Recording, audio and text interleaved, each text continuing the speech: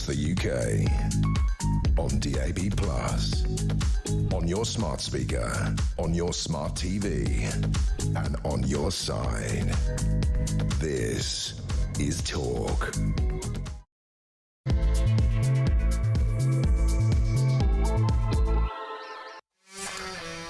There you are. Good afternoon and welcome to Drive Time right here on Talk. I'm your host, Kevin O'Sullivan, and I'll be with you for 3 thrilling hours of news, views and topical debate. Get stuck in, get it off your chest.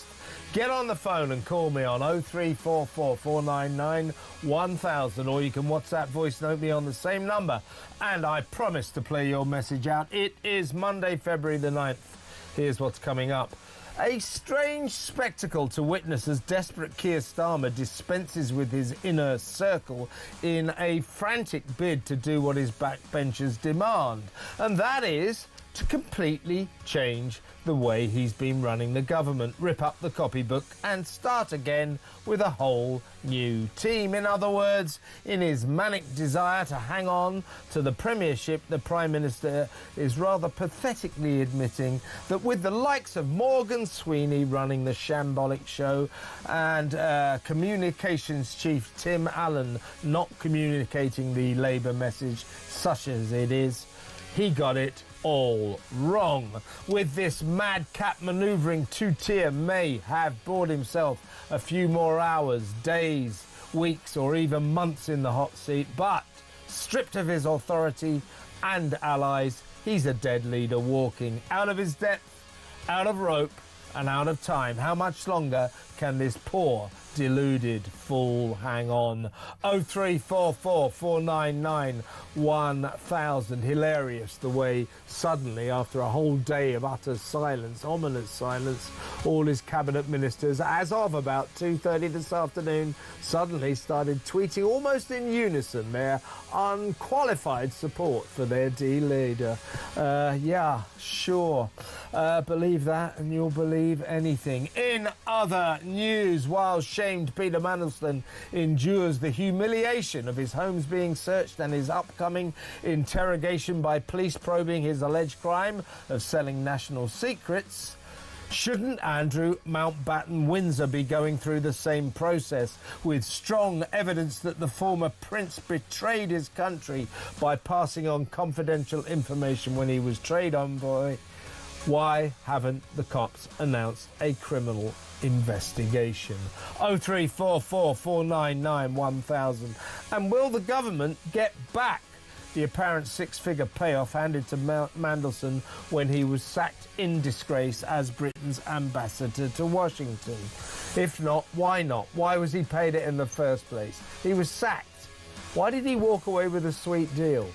Some say it's 55,000. Last week the reports were it's more than 6 figures, so it's up in the 100,000s. When people put in phone calls and inquiries to Downing Street yesterday saying, did you pay off disgraced Ambassador Peter Mandelson to the tune of 6 figures? They were hit back with, that is an HR matter. We do not comment on HR matters. You better start commenting. We want to know, did you pay that guy a sweet deal payoff? 100,000, 55,000, whatever it was, you better get it back. That's our money. Absolutely outrageous. 0344 499 1000. Also today, new figures reveal that Starmer is now the Prime Minister who has presided over more illegal small boat arrivals than any other leader. 65,000 since you ask. And today, it emerges that the number of migrants and refugees claiming benefits has almost doubled in 4 years, from 64,000 to 124,000 since you ask.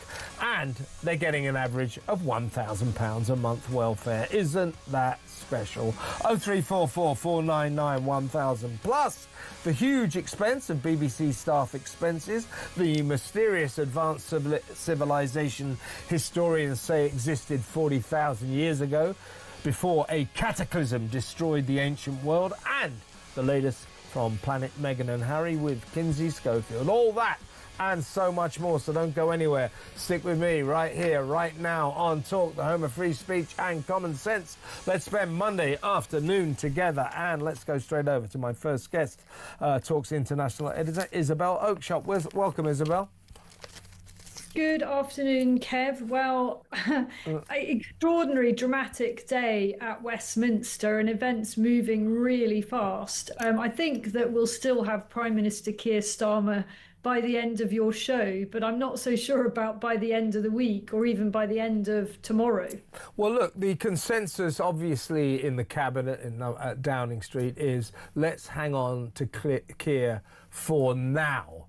For how much longer, God only knows.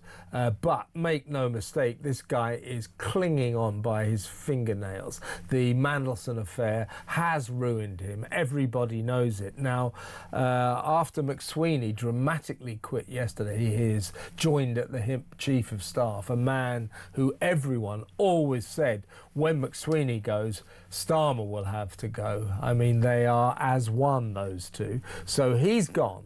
So what you've got is a guy desperately clinging to the leadership, and the only way he could do it was to fire his right-hand man and basically say to his backbenchers who were demanding that McSweeney went. I mean, he officially resigned, but trust me, he was fired.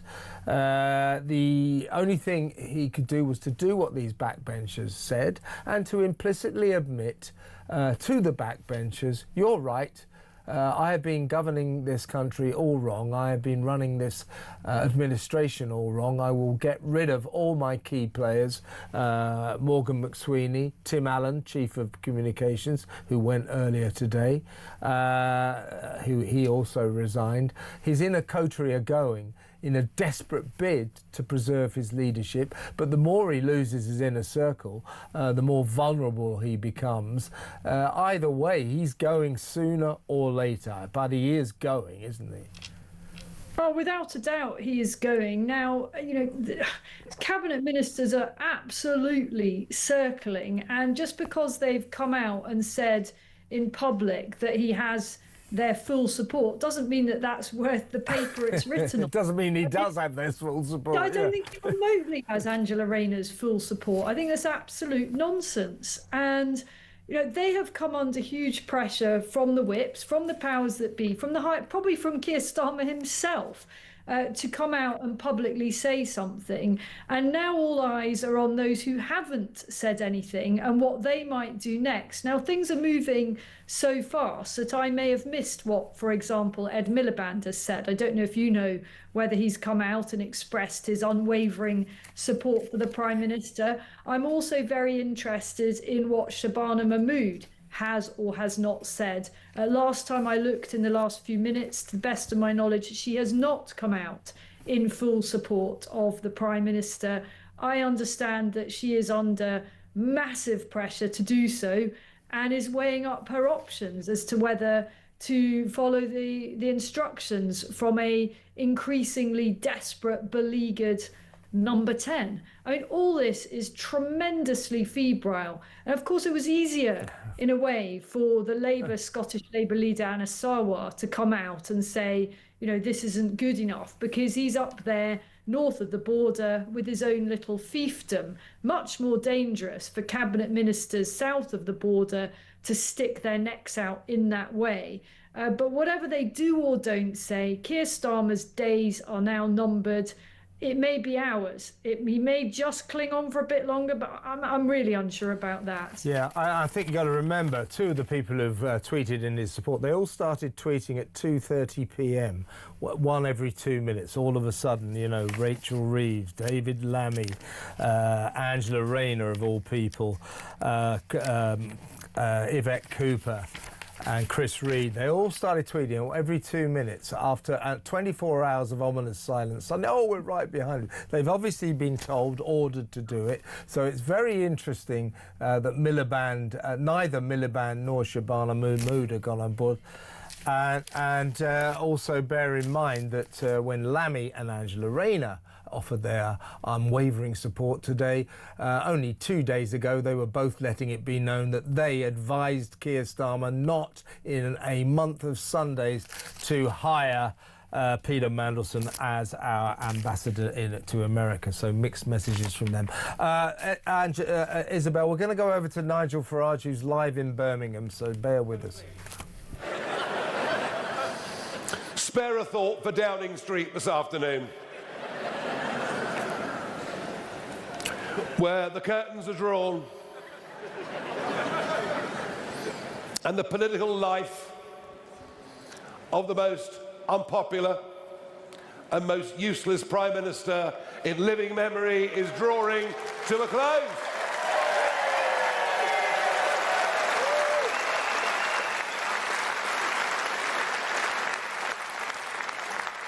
The Mandelson saga tells you all that you need to know. Its depth, the numbers of people it involves, the sheer level of corruption is probably the biggest political scandal we've seen for 100 years, and it's not as if the PM wasn't warned. Everyone knew that the bloke was a wrong 'un. So McSweeney, in the short term, has carried the can. As you might have heard when you arrived, the Scottish leader, Anna Sarwar, has called on him to go. The cabinet are coming out one by one being loyal, because none of them want to appear to be the person that wields the knife. And he has to meet the backbench Labour Party at 6 p.m. this evening, where I expect the conversation will be of a rather franker nature. He won't be there for long. He'll be gone and replaced by somebody undoubtedly far worse. Far worse. It took the Conservatives 14 years, 14 long years of disaster to get into the mess they did, and this mob have managed it within a space of 18 months. I suppose you've got to admire it, really. But either way, what we do know is there is now a very clear dividing line in British politics. Keir Starmer says the country is not broken. Kemi Badenoch says the country is not broken. And we say, and 74% of the public agree with us in opinion polls, we say Britain is broken and Britain needs reform. And it doesn't matter where you look. It doesn't matter where you look. Just look at our public services. The NHS, just as one example. It's literally impossible for the NHS to cope with the level of population explosion that has happened in this country over the course of the last 20 years. And I can scarcely believe that now we are offshoring the NHS, outsourcing the NHS. You could get a telephone Zoom consultation from a doctor on a beach in Malaysia. Don't ever let the Labour Party say that Reform want to privatise the NHS whilst they're outsourcing the NHS, whilst at the same time putting a cap on the number of students who qualify as doctors and nurses every year. Complete and utter madness.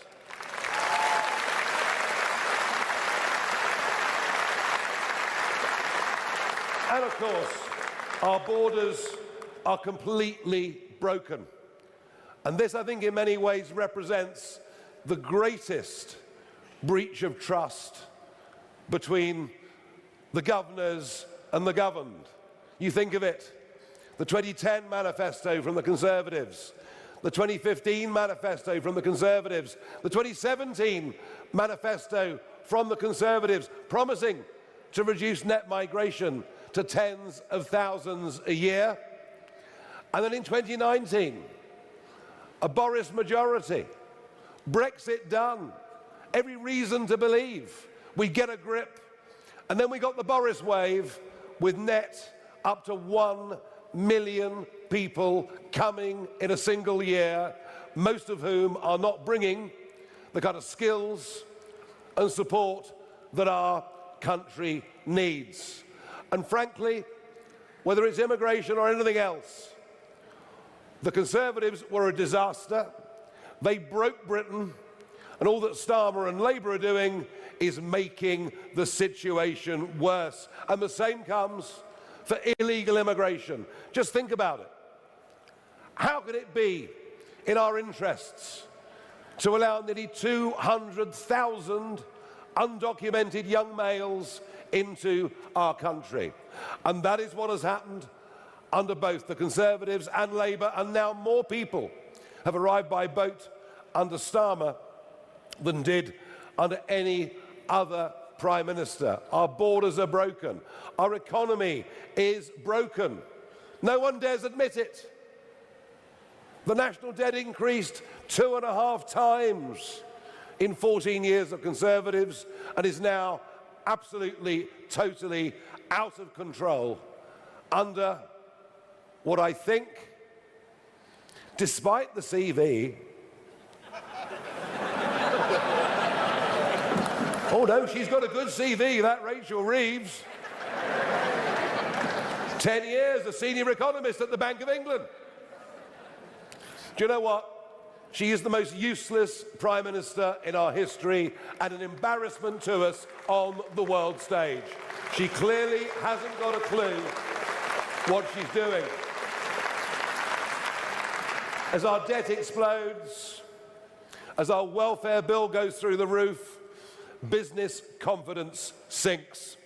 And I particularly want to mention small business. There are 5.6 million men and women out there engaged in their own enterprises who frankly feel persecuted by both of the last two governments. And we are the party that's on the side of Alarm Clock Britain. We're on the party on the side of people who want to get up, run their businesses, have a go, and believe you me, I think those self-employed and small businesses will vote reform at the next election. Frankly, there is nobody else who even understands what they do, because almost no one in business has ever had a proper job, and that is going to change.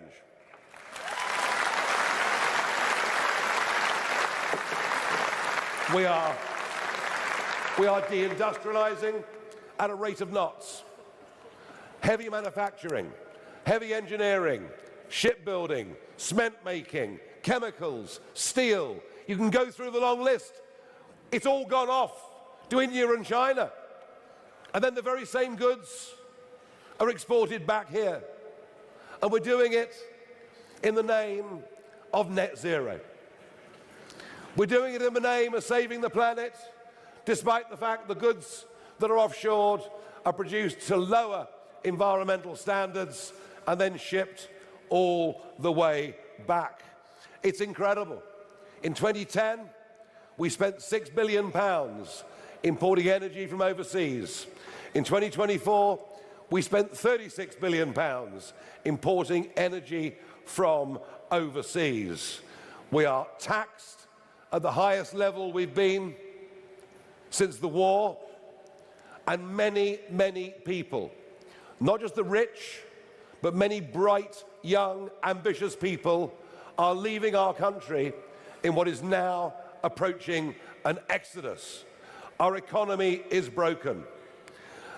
And have a look at our politics. That is well and truly broken. Well, you can see how broken the Labour government is, but think of the 4 years of endless psychodrama the last Conservative government put us through. Too busy fighting each other to even consider standing up and fighting for the voters and the people of this country. We have a Prime Minister who is not a leader, and things are changing on both the centre-right and the centre-left. For all of our lifetimes, we've understood that there was a two-party system that led to government in Britain. And I can say today, for the first time, the two-party system we've known all of our lives is now over. It's gone. It's consigned to history.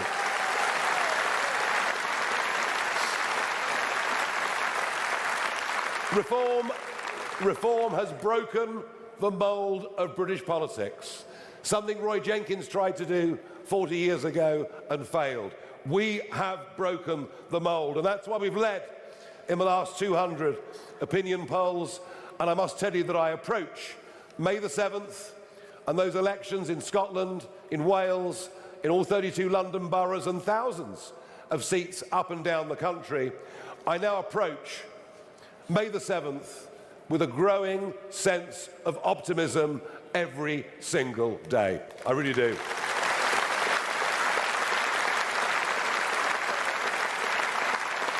And so broken is our politics, they've even started cancelling elections.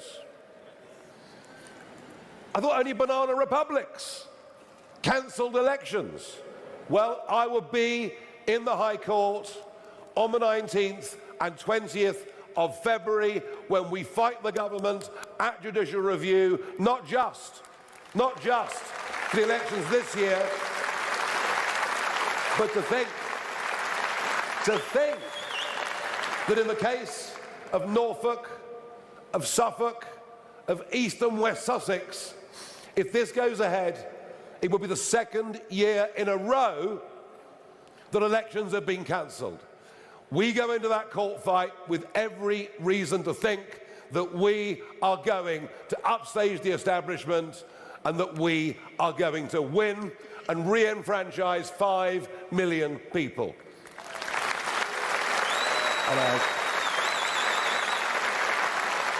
Now, there is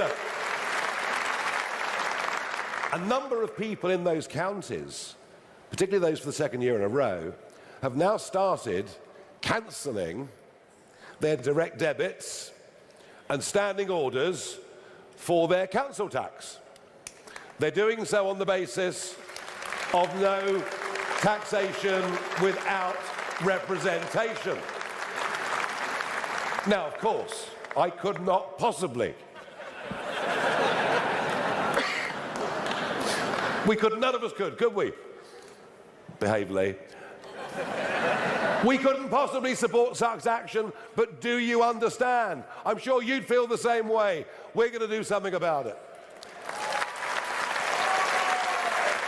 Now, if Sir Keir or whoever follows you, and if Kemi, if you don't believe Britain is broken, I tell you what, come here to Birmingham, because Birmingham is well and truly broken. The city is bust.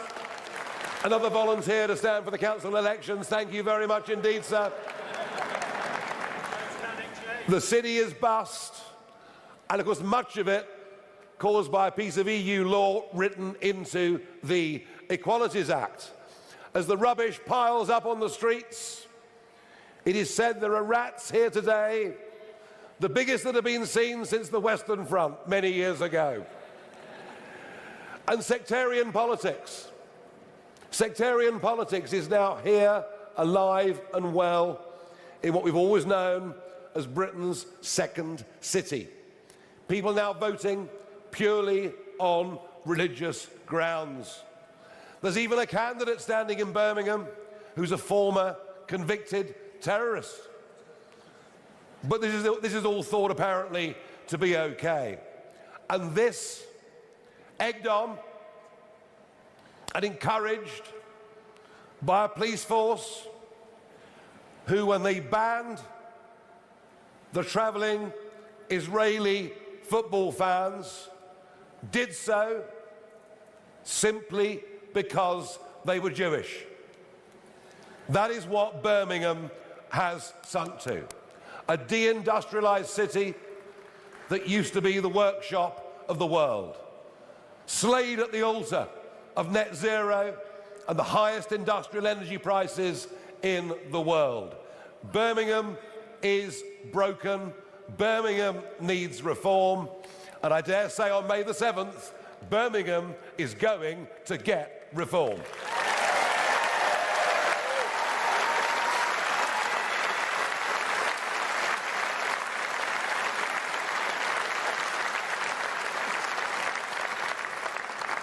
Now, unless you face up to the facts that Britain is broken, unless you're prepared to be honest enough to accept the depth of trouble that we're in, you can't begin to even contemplate what the actions needed to rectify it are. And that, I believe, is what gives us, above all, our biggest advantage over our competitors who've still got their heads very, very firmly tucked in the sand. They somehow think that you can fiddle with the boiler, replace a couple of spare parts and it'll all be okay. And we say no. We need a brand new boiler and not a heat pump. We need a completely brand new system. So Britain is broken. Britain does need reform, and reform will fix it. We've got the character, the attitude, the mindset, the optimism, the belief. Nothing will stop us from doing it. We will fix it, period.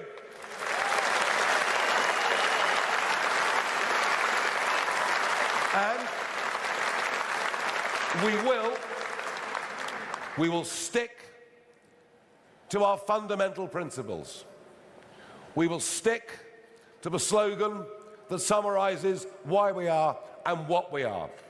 Our priorities are family, community, and country, and we care about those things, frankly, to the exclusion of all else. Because if we do, and we respect the Judeo-Christian principles which underpin the entirety of our civilization, if we understand those things, respect those things, then we can proceed with people in position and with policies that will all be based around one political theme.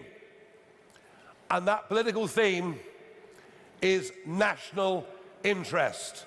We will act in the national interest and of its people at every given opportunity, regardless of criticism.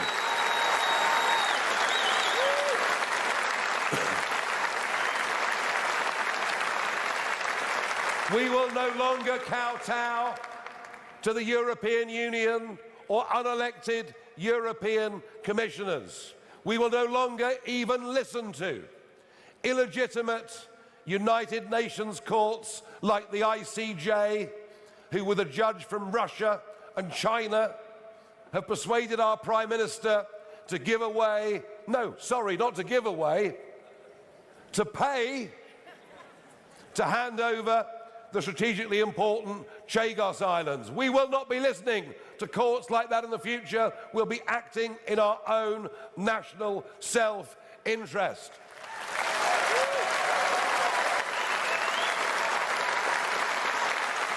And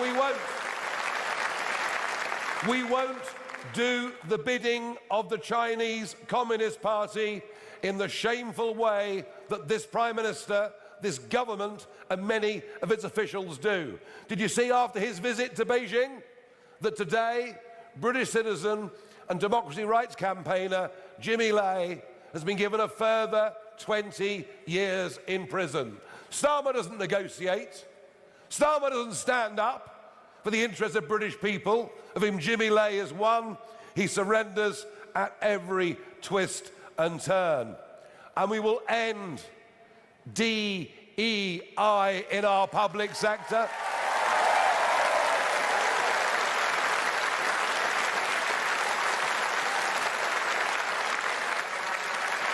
Get rid of two-tier policing, of two-tier justice.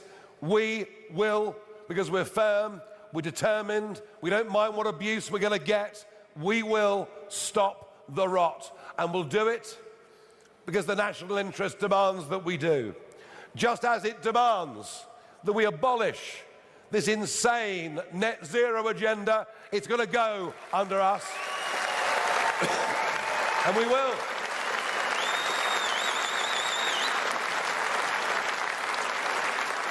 We will get the North Sea operating again. We'll get rid of the ludicrous taxation that Jeremy Hunt and the Conservatives put on and Rachel Reeves made worse. Whether you like it or not, we will be using oil and gas until at least 2050. So in that case, why not simply produce our own? It makes sense. It's in the national interest. And we will look to countries like South Korea, who were able to do nuclear energy with no concessions on safety for a quarter of the cost that it does our bungling idiots in government. We'll produce oil and gas, we'll build nuclear energy, because frankly, we're going to need it. Not just for existing manufacturing, what's left of it, but think of the 21st century technologies. And by the way, we're the only party really thinking about this. Think about AI. Think about data centers. Think about the world of crypto, which isn't going away. To be engaged in that, you need more energy than we've ever produced in our histories. We must and we have to be ready for that, because it is in the national interest. And we will do everything in the national self-interest to try and produce as much food as we can in this country and not allow our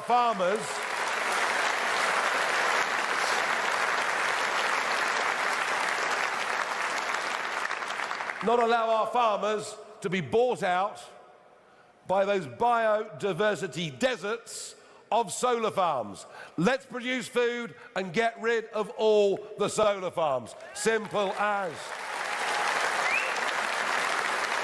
And while we're on security, Starmer's hideous 11-year surrender of much of our fishing to European countries has been a hammer blow to coastal communities all over this country, and we will take back what is rightfully ours, give our fishing industry a chance to live and thrive.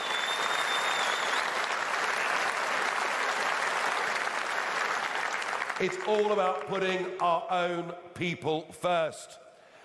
And in our national interest, we must stop extreme teaching unions poisoning the minds of our kids. We've got to stop this happening.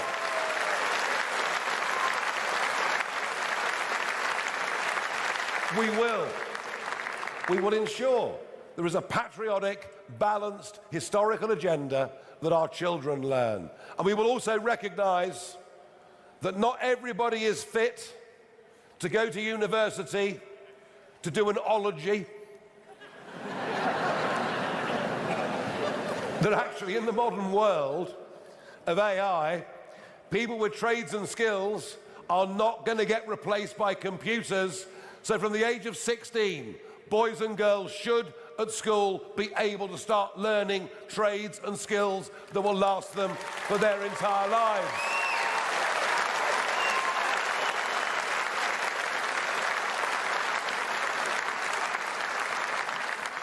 But we have to start making money.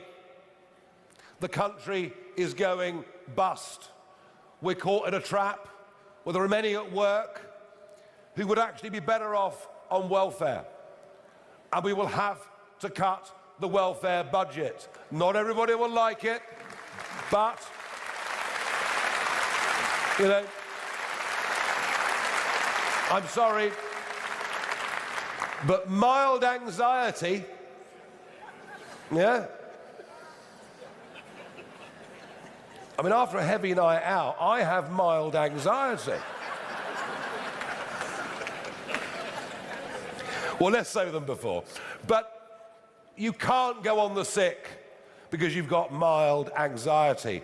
But it is an attitudinal change that Britain needs. An attitudinal change to hard work, rather than work-life balance. An attitudinal change to the idea of working from home. People aren't more productive working at home. It's a load of nonsense. They're more productive being with other fellow human beings and working as part of a team. I want us to be the champions of have a go Britain. People setting up businesses, people having a go. They may succeed, they may not, but many will, and I'm pleased that Kevin Byrne, who was the founder of checkertrade.com, is going to be our mentor in helping us produce the right policies for millions more men and women to set up their own businesses and have the chance to make a big success of their lives. And I'm proud that we're going to do that. But the Whitehall class don't get it. The Westminster class don't get it.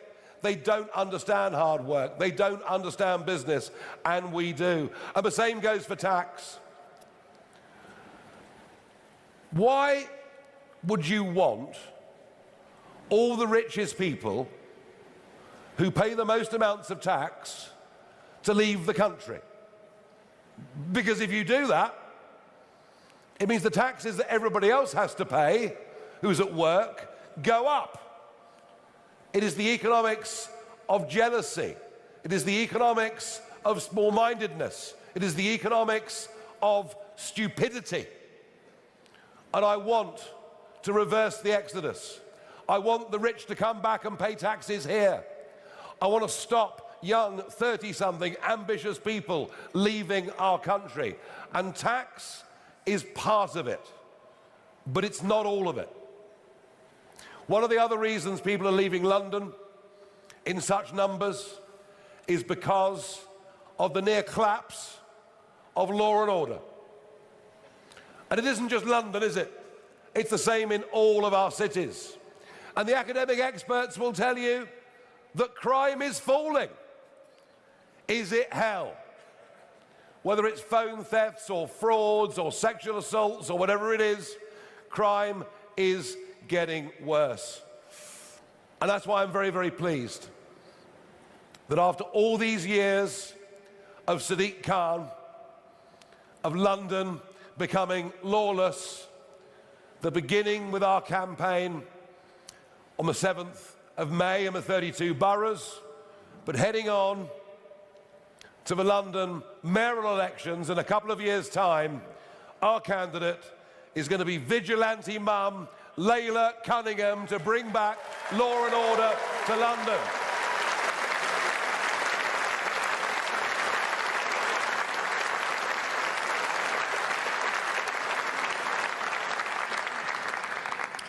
And yes, we will control our borders. We will act in the national interest in terms of defence, in terms of waking up to the fact that our defences were shredded in 14 years of Conservative government, and despite all of Labour's promises, it isn't actually happening. And if we have to cut the welfare budget to make our defences stronger in a dangerous world, well then that is exactly what we are going to have to do. We can't defend ourselves right now. We need to be able to. Now, 20 months ago, I took a very big and life-changing decision. Having retired from politics, once we got Brexit over the line, I decided that I would come back into politics, and I did so because I believed that at that moment in time, I was the best person to lead the fight back against the shredding of all of the values and all of the good things that this country had stood for. I can't be bought. I can't be bullied. I've stood for the same principles for many, many decades. I'm not doing this for my health.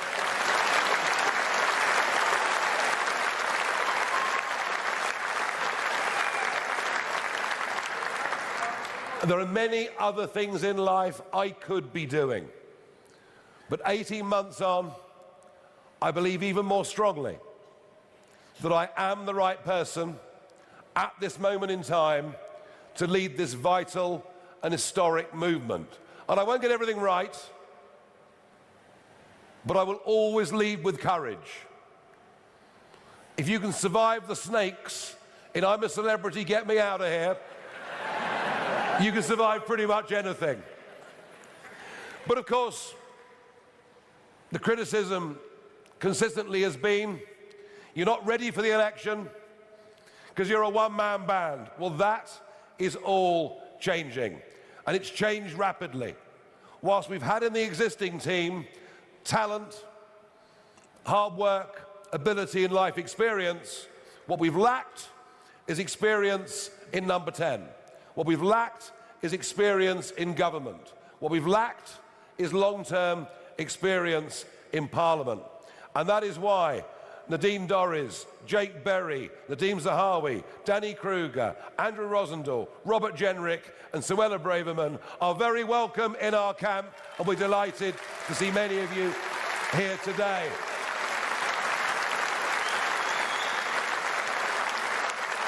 And that complements enormously.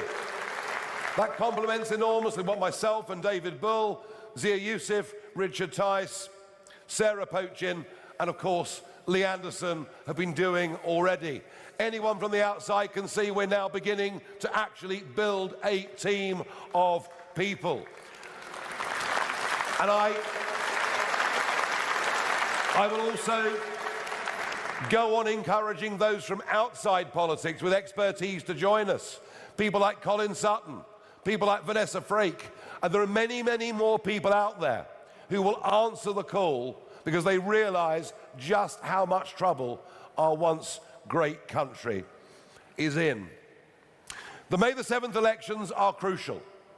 They are our equivalent of the midterms. And I'm pleased that we've got the right leadership in Malcolm Offord in Scotland, Dan Thomas in Wales, and Leila Cunningham in London. We've got the right people. But I'm not going to wait until after May the 7th for the next phase, because things are moving rather quickly out there. I will, within the next few days, start to unveil the first people who will act as our spokesman and act as our shadow cabinet ministers. That is coming in just a few days' time and will represent yet more maturity for our party. And I'm looking forward to that, very, very much indeed. I said here in September that I thought the general election would happen in 2027. Well, of course, I was mocked and ridiculed. I'm always mocked and ridiculed. Well, I stand by that, but it could come more quickly. This whole thing could just unravel. Starmer goes, the party moves to the hard left, there's a further exodus of capital and people from the country, the bond markets lose confidence. I know Andy Burnham and the others say, we're not worried about the bond market. Well, you may not be worried about the bond market, but the bond market's worried about you. So as of 3 o'clock today, on our website, reformparty.uk, as of 3 o'clock today, I have opened the lists for people to apply to be general election candidates for this party. And I do today put this party on a general election war footing. We will make sure that when it comes, whenever it is, that we are ready in every way to fight and to win that election.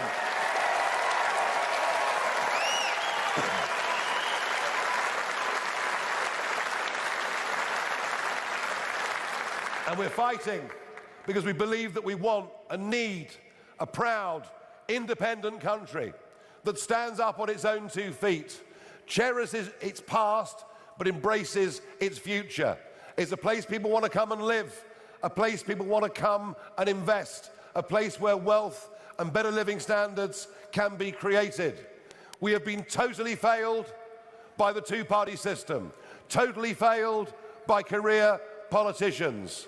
I am putting together a team of people who will do much, much better than that. And what I love about this party, about the events that we hold, is the optimism, the belief that we can do it. And you are our people's army. And without you, we can't do it. But I believe we can do it. Do you? Yeah! I believe we can do it. Do you? Yeah! Thank you very much indeed, everybody. Thank you. Thank you. Thank you. That's Nigel Farage there. Nigel Farage at the NEC in Birmingham. We're going to go right to break. When we come back, we'll talk to Jack Elson, political editor of The Sun, to get his take on the Reform UK leader's barnstorming speech to the faithful up there in Britain's second city. All of that next. Stay tuned.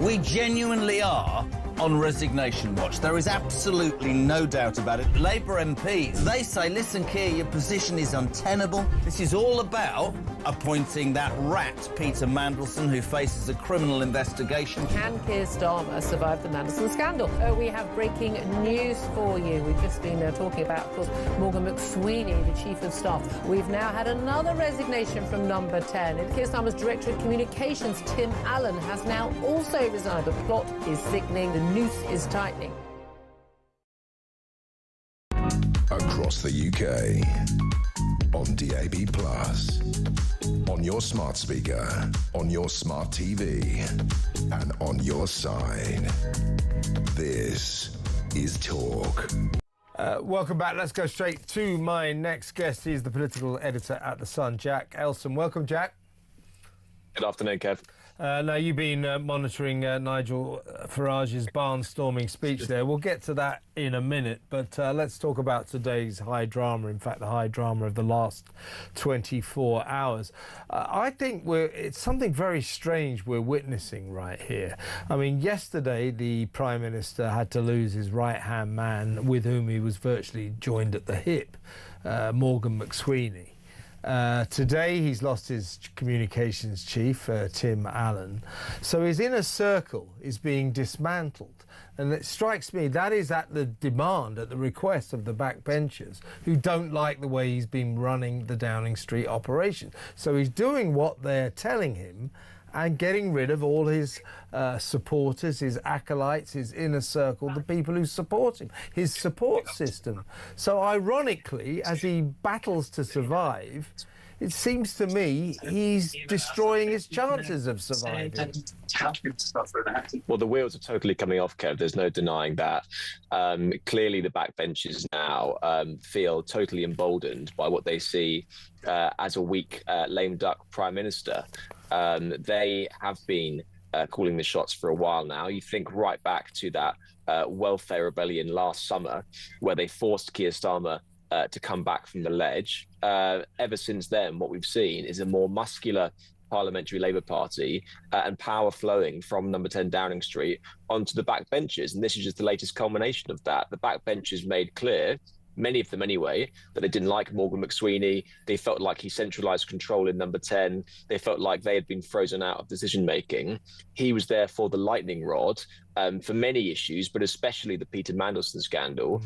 And he's had to take the fall for it. Now, the question on everybody's lips in Westminster today is, how can the person who advised the Prime Minister on the Peter Mandelson scandal have to lose his job, but the person who actually decided to appoint Peter Mandelson, aka the Prime Minister, stay in his job? And if I'm honest, it doesn't look like he's that secure in his position. Exactly right. I mean, Morgan McSweeney, in a bid to protect Starmer, a desperate bid to protect him, said, I take full responsibility for the wrong decision to appoint Peter Mandelson as our ambassador in Washington. Well, Morgan, nice move, but you can't take full responsibility because the full responsibility for that decision was not yours. The full responsibility for that decision was the Prime Minister's. Therefore, it's down to Starmer. It's not down to McSweeney. As you say, McSweeney's gone to try and save Starmer, but the problem remains. Starmer appointed Peter Mandelson in the full knowledge that this guy had continued his friendship, his close friendship, with Jeffrey Epstein, the convicted paedophile American billionaire. And that must surely do for the Prime Minister. Whilst he's got that on his CV, he can't remain in position, can he? Well, I think, Kev, that even for a very strong leader who is popular with their party and the country, the Mandelson scandal, even in isolation, will be too much to weather. But Starmer is neither of those things. He is the most unpopular Prime Minister on record. And also, he has shot his authority with his own party. I mean, if you just look at his past 18 months, we've had U-turns galore. We've had all manner of ministerial scandals. We've had an economy on its knees. The Labour backbenchers have been unhappy. And so clearly he's burnt through any crumbs of political capital he's already had after that election. So it's already a febrile state. Then you have the Mandelson scandal. Now, even if he can ride out this week, we've had a sort of a painfully forced rallying round by the cabinet in the last hour or so. Even if he can get through the next few days, just look at the pitfalls he's got ahead. He's got a very dangerous by-election up in Manchester, in which he stopped Andy Burnham from running, someone that probably could have won that by-election. It now looks like Labour could be pushed into third by the Greens and Reform. You then have this massive treasure trove of documents and texts and emails exchanged by Mandelson and key figures in number 10. That's going to be coming out in the next few weeks. You have the May local elections, which looks like it's going to be an absolute bloodbath for Labour. Any one of these things could be the straw that breaks the camel's back and brings the curtain down on Keir Starmer's premiership. Absolutely, and all of a sudden, so after McSweeney quit yesterday, in fact, all the way through the weekend leading up to McSweeney's shock resignation, and then afterwards, there's been this absolute ominous silence from his front benches, from the cabinet. All we got through Friday and Saturday was through friends, both David Lammy and Angela Rayner, saying, we told Starmer, don't give that job to Peter Mandelson. We advised him not to do this, but he didn't listen to us. That's all we heard from the entire cabinet. And then all of a sudden today, around about 2:30 p.m, 2:30 in the afternoon, 2.5 hours ago or so, they started tweeting about every 2 minutes. First it was Reeves, then it was Yvette Cooper, then it was Chris Reed, then it was Angela Rayner, then David Lammy. Minute by minute by minute, these effusive tweets of support. We still haven't, though, significantly. It strikes me, you tell me what you think, Jack, but it strikes me that was a 3-line whip. They were all ordered to do it because they hadn't done it beforehand.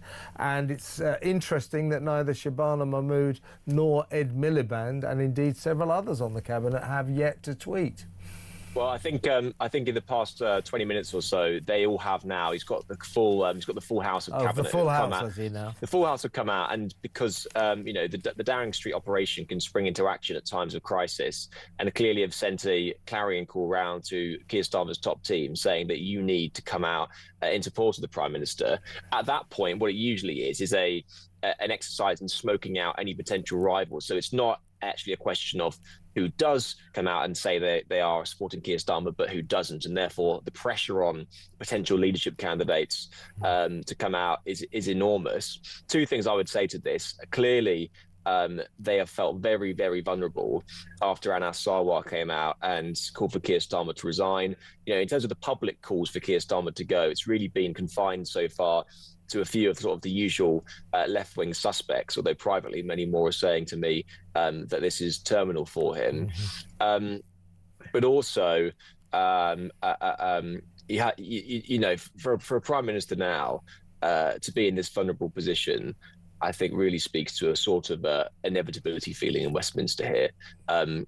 I think the only thing really saving him at the moment is that lack of viable candidates to replace him. And that's probably why you saw people like Angela Rayner, Wes Streeting coming out, because they're not yet ready to pull the trigger. Angela Rayner needs to sort out her stamp duty problems.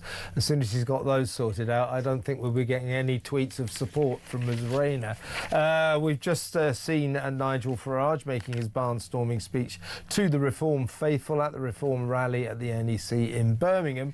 They say that the best trait for a politician to have is good luck, good fortune. Nigel Farage has it in spades, doesn't he?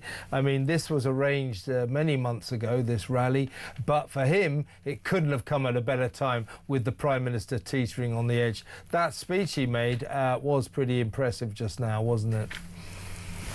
Well, you say that, although maybe he wanted a clear run at the papers tomorrow, because I can imagine that the Starmer scandal is going to be dominating many of them rather than Nigel Farage's speech. But listen, what's bad for Starmer is good for the opposition, and that remains to be true. And so clearly there are going to be bruises to be punched, and you don't get sort of a better bruise puncher in Westminster than Nigel Farage. He's clearly very effective prosecuting the argument. I'd say so is Kemi Badenoch. I think she's been doing a fairly good job of that recently. I agree. But in terms of that pulling power and that sort of box office, rock and roll politics, clearly Nigel Farage has cornered the market in pyrotechnics and big studios and pulling in the punters and the rest of it.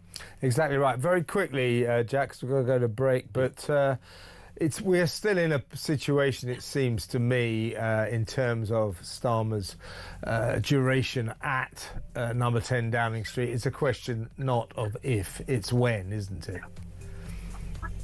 There is a growing feeling that is the case, because with all these scandals aside, all you have to do is just look at the numbers.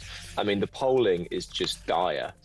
So soon after that landslide majority, it is just taking a tumble so quickly. And, in politics, the numbers don't lie. He hasn't got long for this world, if you ask me. Good to talk to you, Jack. Excellent stuff. Stay tuned. Lots still to come.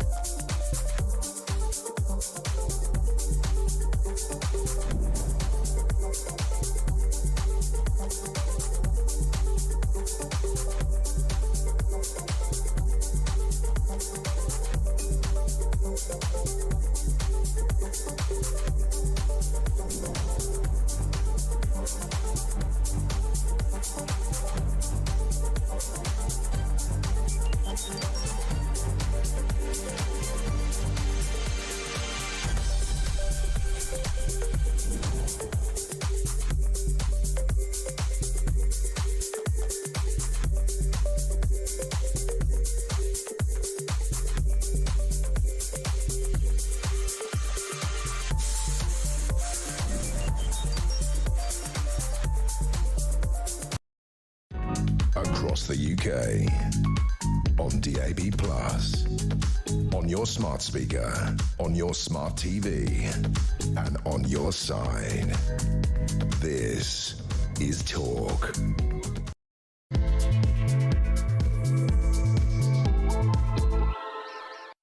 Welcome back. Now, I want to hear from you.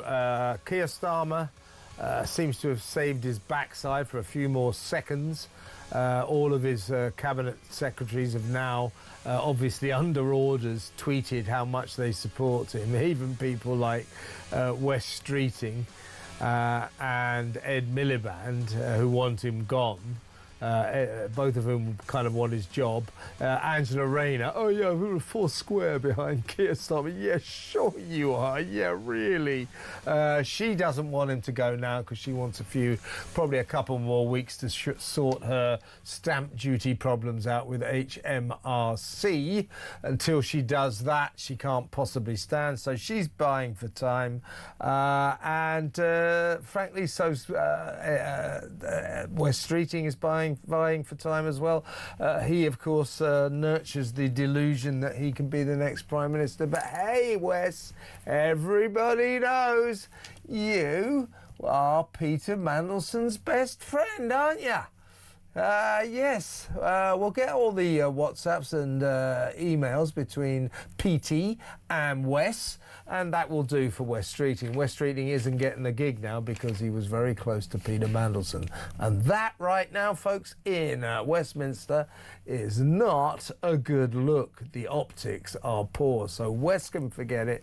Angela Rayner, she's biding her time, waiting for a conclusion, a verdict from HMRC that may see her cleared of all her stamp duty problems. Then she'll launch, then she'll go. So her statement of support for Keir Starmer, you can forget it. It's not worth the paper it's not written on. So let me know what you think. 0344 499 1000. Forget about all this support from the cabinet. It's non-existent. It's pretend. They know he's going. The backbenchers want him gone. The rest of Parliament wants him gone. He is clinging on for dear life, getting rid of his closest acolytes in a last frantic bid to survive. We are seeing a dead Prime Minister walking. He's in the death throes. How soon should he go, in your view? 0344 499 1000. Let's go back. Oh, by the way, we had to shift him forward in the show while Nigel Farage was making his speech. But later on in the show, I'll be joined by royal author, old friend of mine, Robert Jobson, because while Peter Mandelson is being prosecuted, he's being investigated and potentially prosecuted for essentially selling British secrets to Jeffrey Epstein, selling them to a foreign businessman. It looks very much as if Prince Andrew, as he was then, was doing the same. When he was trade envoy, passing secrets to Epstein.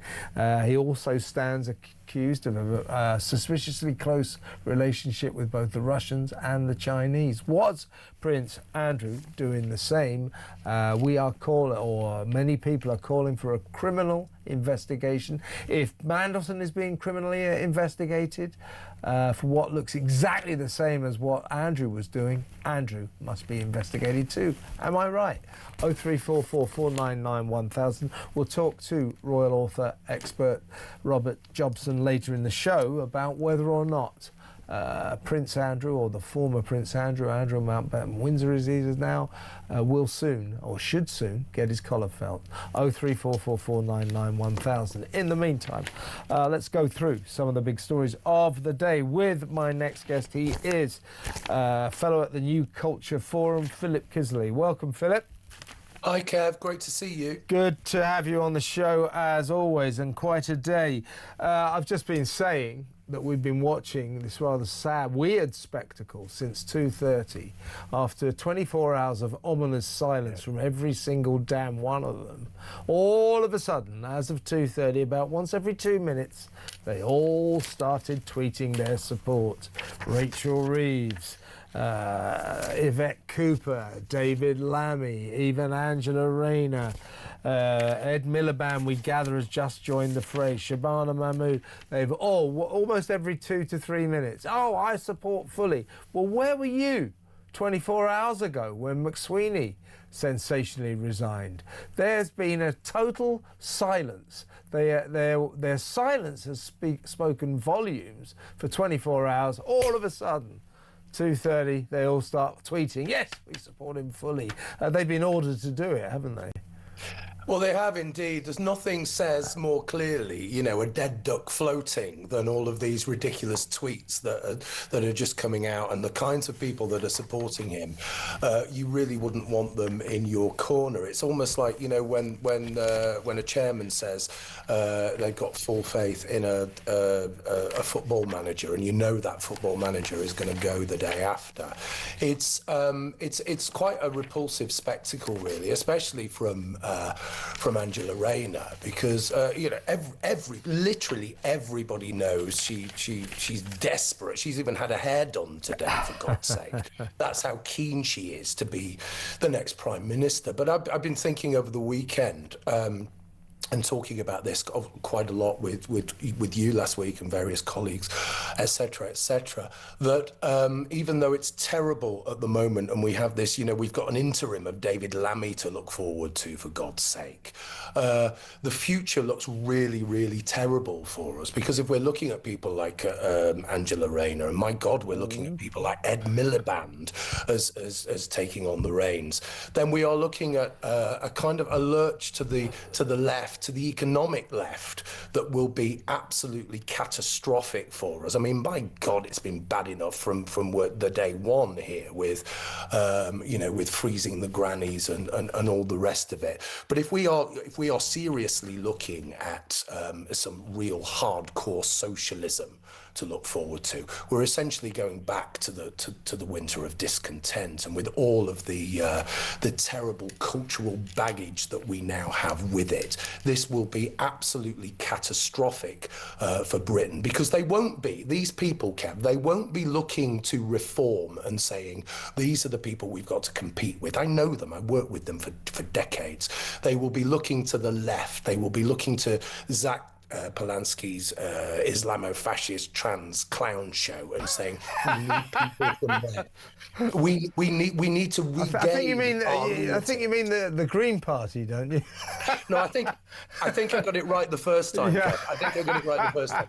They will be looking that way. They will be looking to gain all of get all of these people back into the Labour Party, and then lurch left. And I think the lurch left economically, this is the key thing. I think it's going to be absolutely catastrophic for us. I think you're right. Now, Philip, can you do me a favour, because we are wrestling with the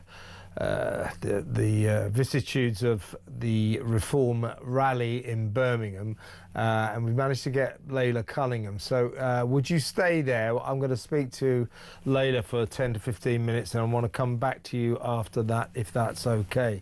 So we're going to leave Philip there. We'll come back to him later, and we're going to go up to the NEC in Birmingham, where the Reform rally is unfolding as we speak. We've just heard Nigel Farage make a barnstorming speech. Let's speak, she's there, of course, to the mayoral candidate for London. She's going to go up against Sadiq Khan. We all hope she wins. It's Layla Cunningham. Welcome, Layla. Hi, Kevin. How are you? I'm very, very well. So you're up there at Birmingham. You've just listened to Nigel's rather rallying speech. Before we get to the details of that, the events that are unfolding down here in London, in Westminster, have for the last 24 hours been extraordinary. We are seeing a Prime Minister desperately trying to cling on to his job, and the only way he can do it is to get rid of his closest allies. Morgan McSweeney yesterday, his head of communications chief Tim Allen went today. His inner circle is being dismantled so that he can cling on to his job, because the backbenchers are saying, we don't like the way you run your administration, we don't like your number 10 Downing Street, do something about it, so he's doing it. He's just sacking all his friends so that he can survive. It's a sad spectacle, but he's going to go anyway, isn't he? Yeah, I mean, he's a dead man walking. You know, he blames those that advised him to take the decision, but what about the actual decision maker? And it's really funny hearing various ministers and backbenchers on the radio saying, oh, he's taken accountability, he said sorry. But, you know, in a normal job, in a normal environment, you make such a catastrophic mistake. Sorry doesn't cut it, you lose your job. And it's about time that we saw some accountability, and he needs to go. And what I advise him, you know, what he really should do is call a snap election when he does go. Well, I gather there is a school of thought circling around reform, Tories, all the opposition parties, that if Starmer goes fairly quickly, the likely scenario that will unfold after that will be that Angela Rayner will end up being our Prime Minister, and Ed Miliband will be the Chancellor of the Exchequer. The markets, the bond markets, will put up with that for about 3 seconds flat. The economy will spiral, go into a doom loop. We'll be left with a Liz Truss situation where the government has to stand down. There's a lot of people in Westminster think that it is possible, if all of that plays out, there could be a general election within a month. It is a serious prospect, isn't it? Well, and you say something very pertinent. Nigel's speech, he said something very important. He says, we've got to start making money.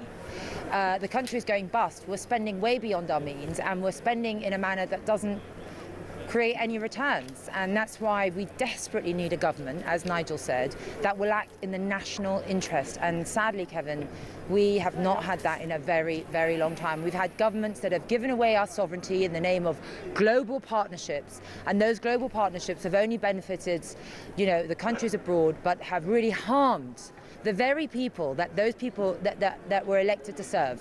And that's going to change under a reform government. Yeah, and you're right. That's what Nigel Farage's speech just now, that you were in the audience for, did indicate that he thinks, and he's not alone in this, the other party leaders are thinking the same. There is a very real prospect that this government, our current government, might collapse fairly soon. And we might just get that general election that we all so desperately want, but you never know. Well, I think... Go on. Sorry. Well, people are desperate for change. When they do go for an election, whether it's in May or a general election, they've got to ask themselves, which party is a vehicle for change? And they know that the Conservatives is the same, the Labour's the same, and really Reform is the only party that is offering real change and is a vehicle for change. I think that's what they have to ask themselves. Do they want more of the same, or do they want change? And the only party offering change is us. And change is a good thing at this point, because it will be change in the national interest. It will be a party that believes in Britain and believes that they are there to serve the British people, no one else. And hopefully it will be a party led by people who make good and responsible decisions about this country's welfare, unlike Keir Starmer, who decided, against advice from all sorts of people, including our intelligence services, to appoint Peter Mandelson to the position, the key position of ambassador in Washington, our man in Washington. The fact that he made that appointment, and we now know it was all down to him, means he has to go. He's made a serious mistake. He has to go, doesn't he? I mean, of course, the ambassador is a political choice. It's a gift from the Prime Minister. He was given advice. He looked at that advice, and he was told that he was, you know, best friends with one of the most prolific, not any paedophile, but they're all bad, but one of the most prolific. And he deemed that a sufficient characteristic, an acceptable characteristic, to appoint him as ambassador. And he's trying to blame vetting, but it's not a vetting issue, Kevin. It is a judgment issue, and it is it is one of the most catastrophic judgments. Kevin, if you and I found out that one of our friends was best friends with Epstein, we'd stop being friends with him. We definitely wouldn't say, you know what, I'm going to overlook it and appoint you as ambassador. And that's what it comes down to. His judgment can no longer be trusted to steer the country in the right direction or to keep us safe. Exactly right. He's made a terrible decision, and as such is not fit to be our Prime Minister. Morgan McSweeney saying, I take full responsibility for the appointment of Mandelson. Well, it isn't and wasn't Morgan McSweeney's full responsibility. It was the full responsibility of the Prime Minister, and he as yet has not accepted that responsibility. When he does, he has to go. Layla, fantastic to talk to you. Thank you for making the time. Layla Cunningham there, live at the NEC Birmingham for the Reform Rally, Reform UK Rally, and we're going to go to break now. With a bit of luck, our Samara Gill, the ace reporter for this station, is up there, and with a bit of luck, when we come back, she'll be talking to the man himself, Nigel Farage. So stick around. Can't promise that because things are unfolding live here, but we think we've got Nigel next. If not, we'll work something out. Don't worry about it. Stick around.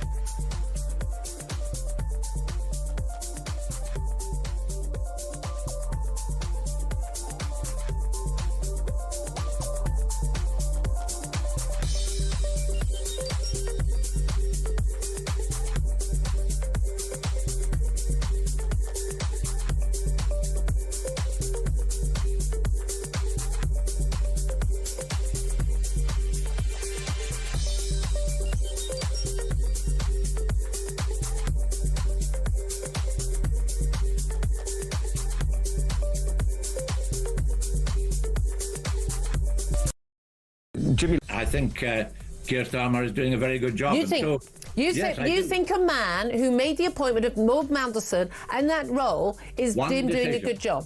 13 U-turns.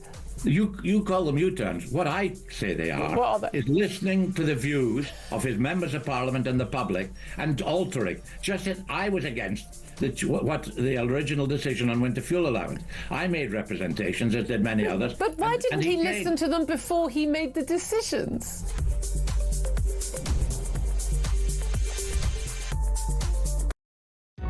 Across the UK, on DAB+, on your smart speaker, on your smart TV, and on your side. This is Talk. Welcome back. Well, we're all over the place. We're going to go back to Philip Kisley now with a view to joining Nigel Farage fairly soon. Philip, welcome to live broadcasting. Good to have you back. Now, Peter Mandelson has had both his houses searched. He clearly will be interrogated by police, if not today, within the next couple of days. Official criminal investigation into him. As I said to you last week, the way I see this saga is it is not so much Peter Mandelson on trial, not so much the judgment of the Prime Minister, not so much successive Labour governments that have put so much faith into this treacherous worm Mandelson. It is the establishment, the system that this country runs by, that is on trial. So Mandelson, a man at the very top, is suddenly going to get his collar felt. He is under serious investigation, and I would suggest in big trouble. Now, it emerges from the Epstein files that Prince Andrew, as he was then, when he was trade envoy, was doing exactly the same. There is the photographic evidence, emails, memorandum, communications that Prince Andrew had when he was a trade envoy, an official trade envoy for this country, travelling the world. These were confidential British memos, information. He forwarded straight to Jeffrey Epstein. He did the same, allegedly, as Peter Mandelson. A criminal investigation into Andrew Mountbatten Windsor must be imminent, must it not? It must. I think we were saying exactly this thing last week, actually. We were calling for a criminal investigation just to get things moving, to get out of this kind of bizarre limbo that we're in as far as Andrew Mountbatten-Windsor is concerned. It's just incredible, isn't it? I'm still struggling to process the gravitas of all of this kind of stuff. This is way beyond anything, I think, that we've really thought about before. I mean, the idea that these people are just openly and happily associating with, as Layla said before, not just any paedophile, but this incredibly prolific, appalling paedophile. It's all bad, but this is just incredibly bad. But also just happily giving over any kind of information. You know, this is a member of the royal family, or was a member of the royal family. You have major figures in politics doing exactly the same thing. And you have to think that the whole system, the whole rotten, corrupt system, just needs smashing down. I mean, it is absolutely, again, as I say, I'm still coming to terms with the depth and complexity of it all, because I'm wondering what's going to happen next. Who else is going to crop up in terms of names, in terms of importance, in terms of who's been guiding our lives and our destiny for the last 20 years? What are they going to be doing? So I think there's going to be a hell of a lot more stuff. And again, as we look forward, and as Layla was just saying there, we desperately, it's not that people just want change, as she said. We desperately need change. We need a sense of honesty. We need a sense that we can trust people. And I've been looking not just at the leadership of reform, but at the campaigns as well. And I've been hugely impressed by the professionalism, the dedication of Matt Goodwin up in Manchester. Because if reform take that seat, which has been 100 years of Labour, okay, and for the last 30 or 40 years, total neglect. I know about Manchester. Yeah, if they take that seat, then we are in absolutely a position to monumentally, fundamentally change everything. And that is really exciting. I will read the Gorton and Denton by-election candidates a little later. It's only fair, we have to do that. These are broadcasting rules.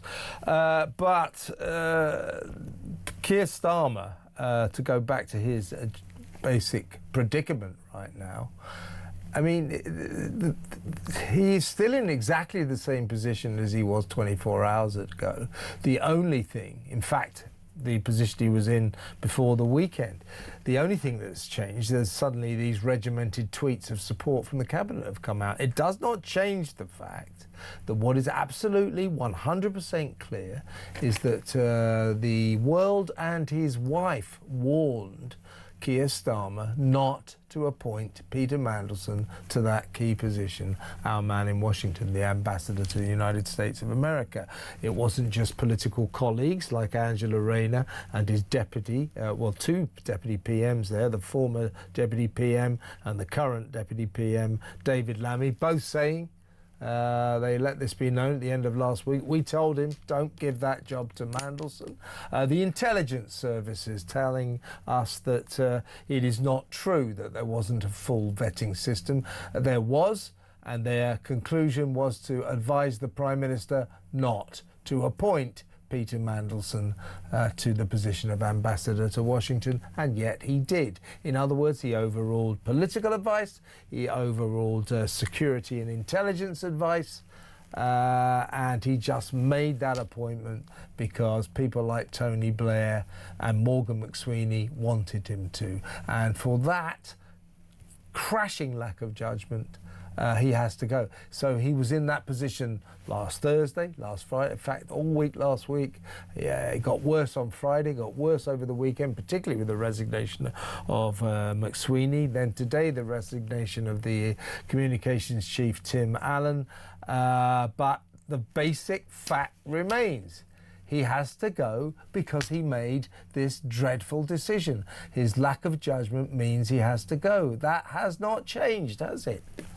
No, and this characterises his whole premiership, and it's not just him; it's the whole cabinet. They don't have any political nous. They don't have any political instinct. This is the cabinet and the prime minister that we're talking about here.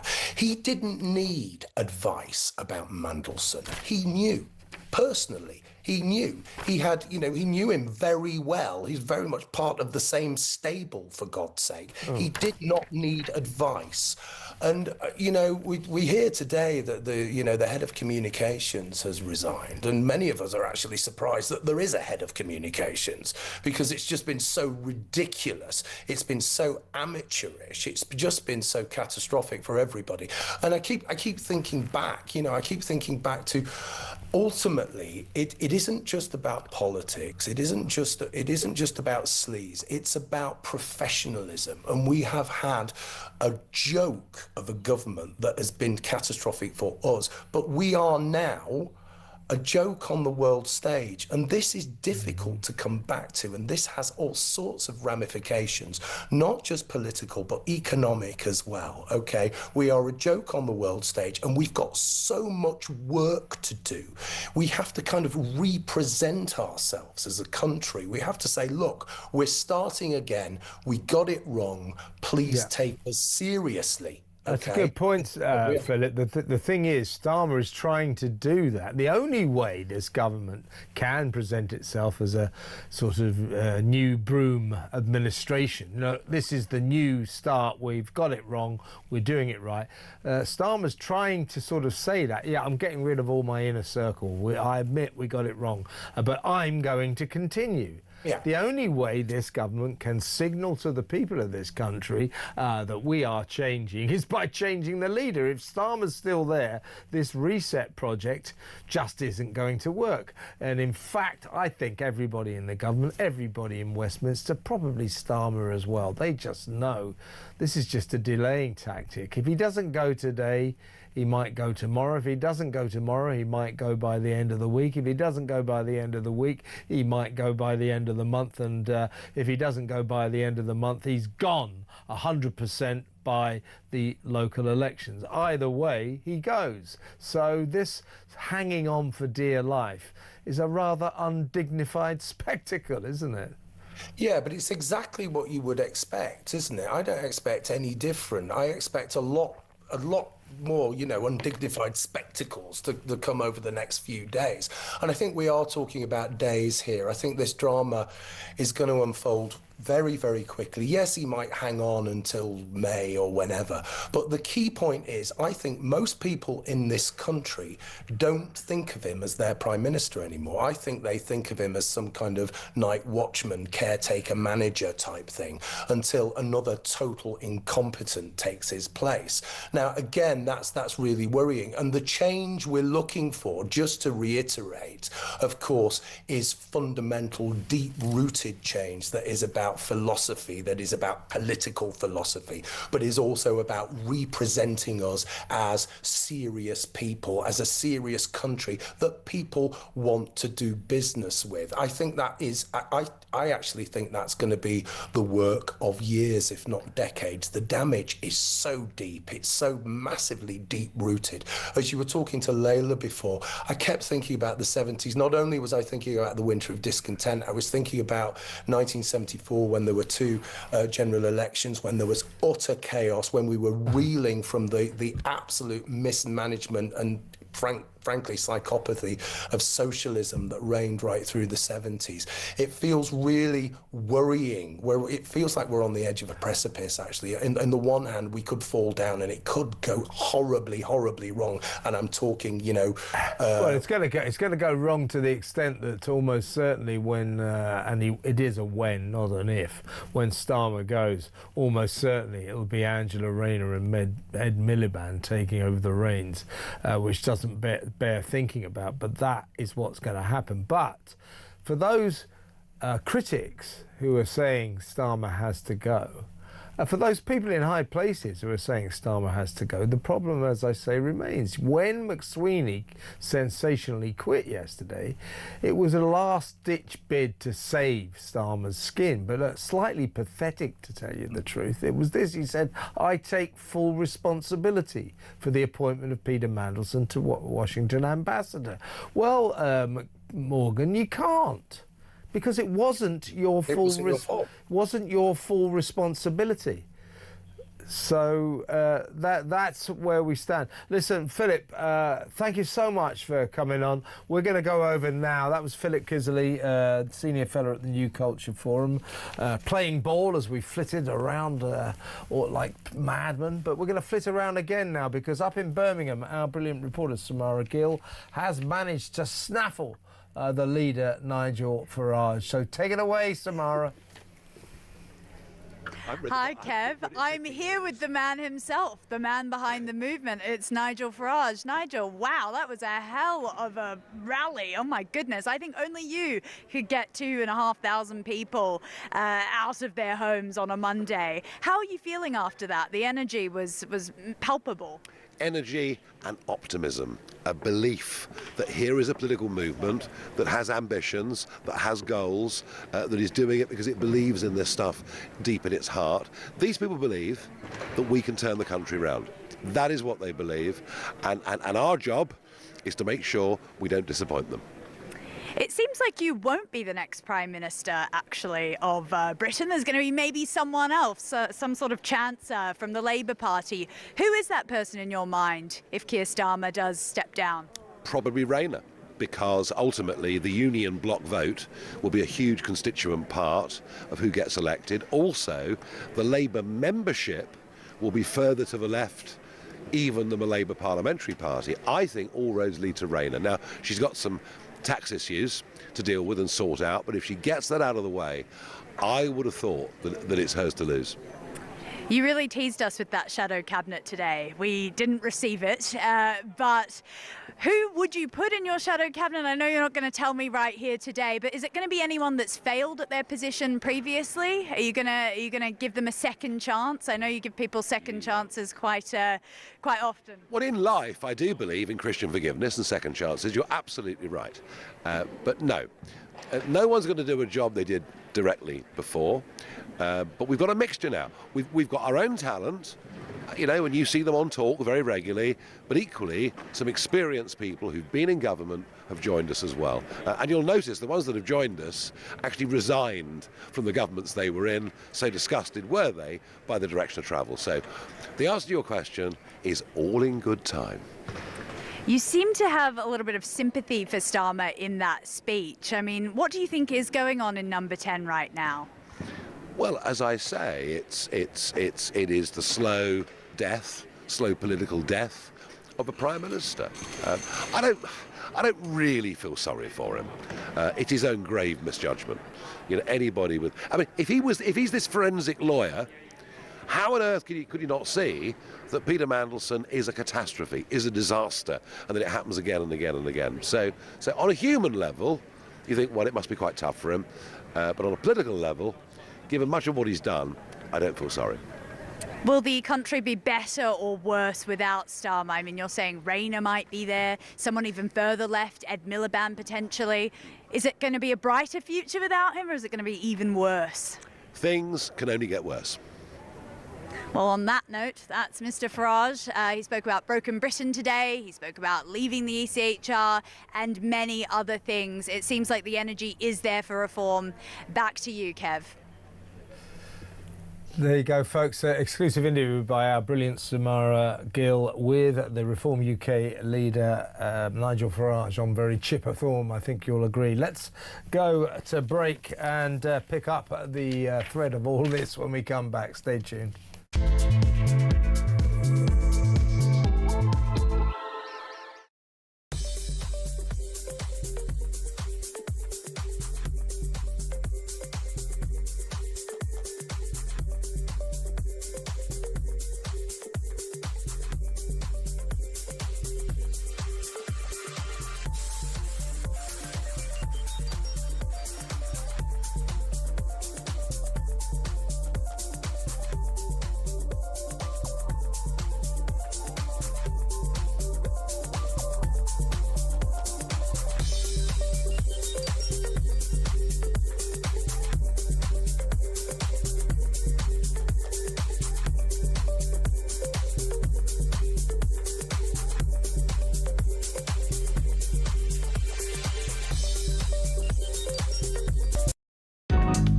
across the UK. On DAB+, on your smart speaker, on your smart TV, and on your side. This is Talk.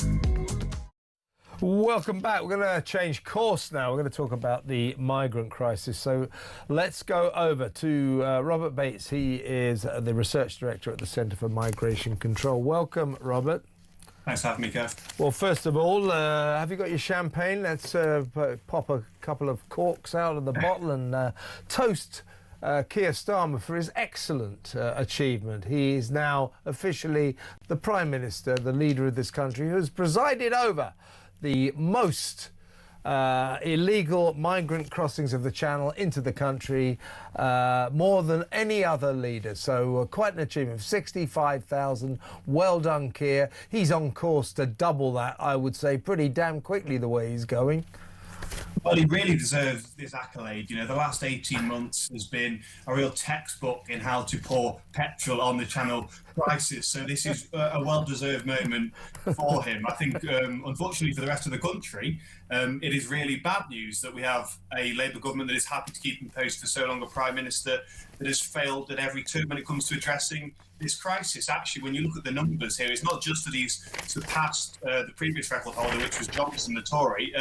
It's the speed with which he's done it, and actually the number of individuals coming across per day on average under Starmer is, 30% higher than it was even under Rishi Sunak. So that general election moment really was actually a pivotal moment in the escalation of this small boats crisis, because since then we've seen a Rwanda scheme scrapped that, although had very large pitfalls, at least recognised the essence of dealing with this crisis, which was a deterrent.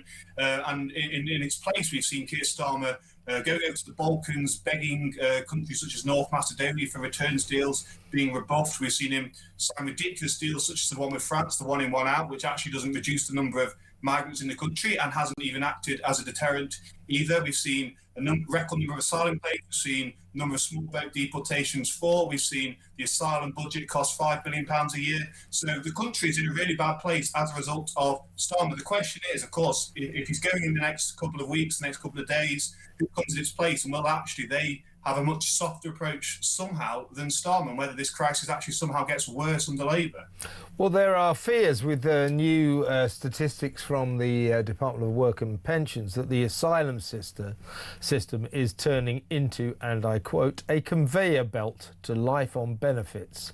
This alarming warning comes as it is revealed that the number of migrants and refugees receiving benefits, welfare payments in this country, has doubled in just 4 years, from something like 64,000 in April 2022 to more than 124,000 by October last year, just a few months back, and rising. So this is a new element, isn't it? That more and more these asylum seekers, these migrants, seem to be pitching up illegally on our south coast. And more than ever before, they are basically going straight onto benefits. The number of migrants and refugees receiving benefits and welfare payments has doubled since 2022. We're now getting 125,000 or so on benefits and welfare, and each one of those is getting an average of £1,000 a month. So the cost to us and the further damage to our hopelessly broken welfare system is almost incalculable, isn't it? Well, they're not doctors and engineers. They just simply aren't. About 2/3. They're not.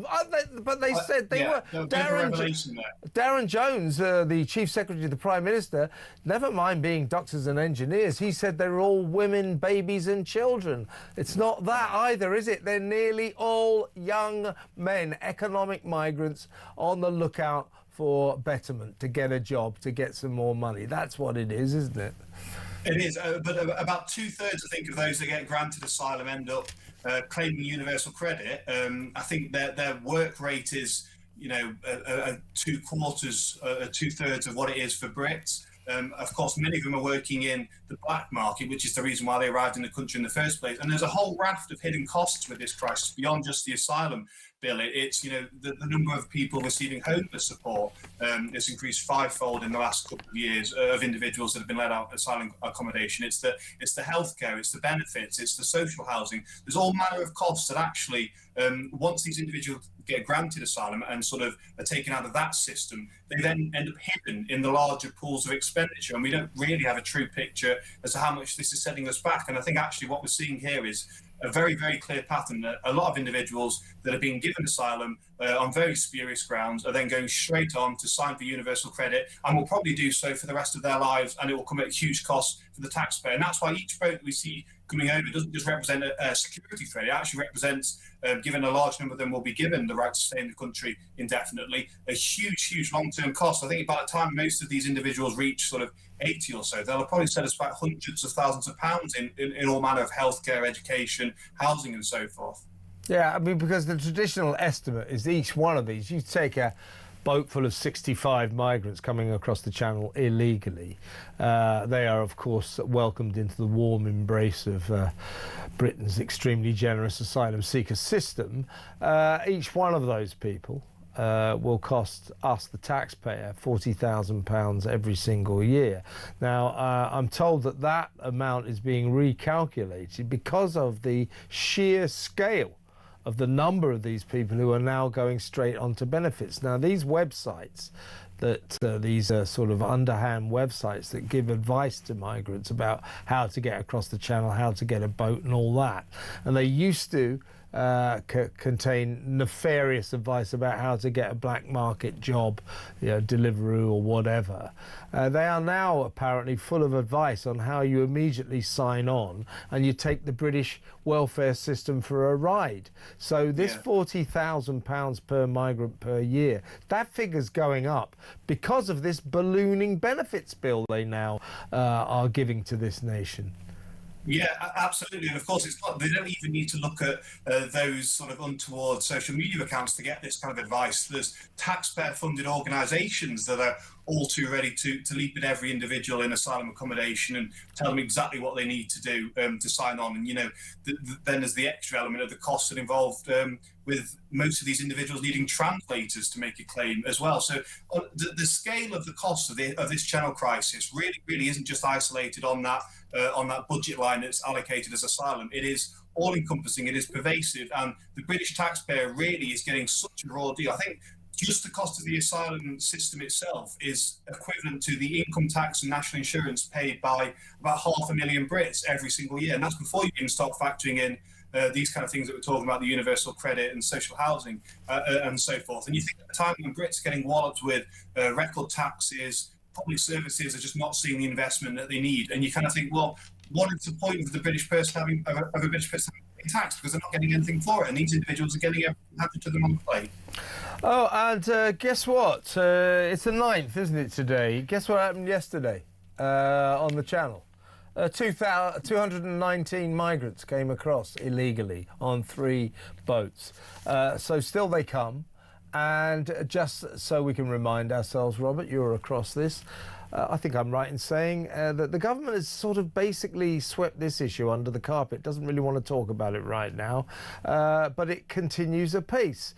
They're doing nothing about the migrant crisis. They have nothing up their sleeves to deal with it. The one-in, one-out scheme is just literally a national joke, absolute farce, isn't working.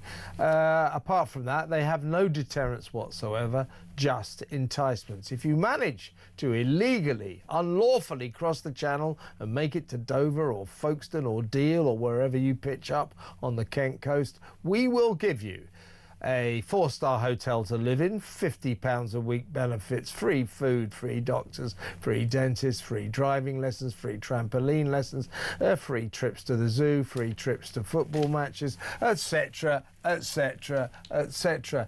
It's bizarre. It's bizarre what this government is doing. The only deterrent they ever really had, they flushed down the drain on day 1 of their administration. That was the Rwanda scheme. And ever since then, this government's been guilty of a complete dereliction of duty when it comes to this escalating crisis that is consuming this nation, right?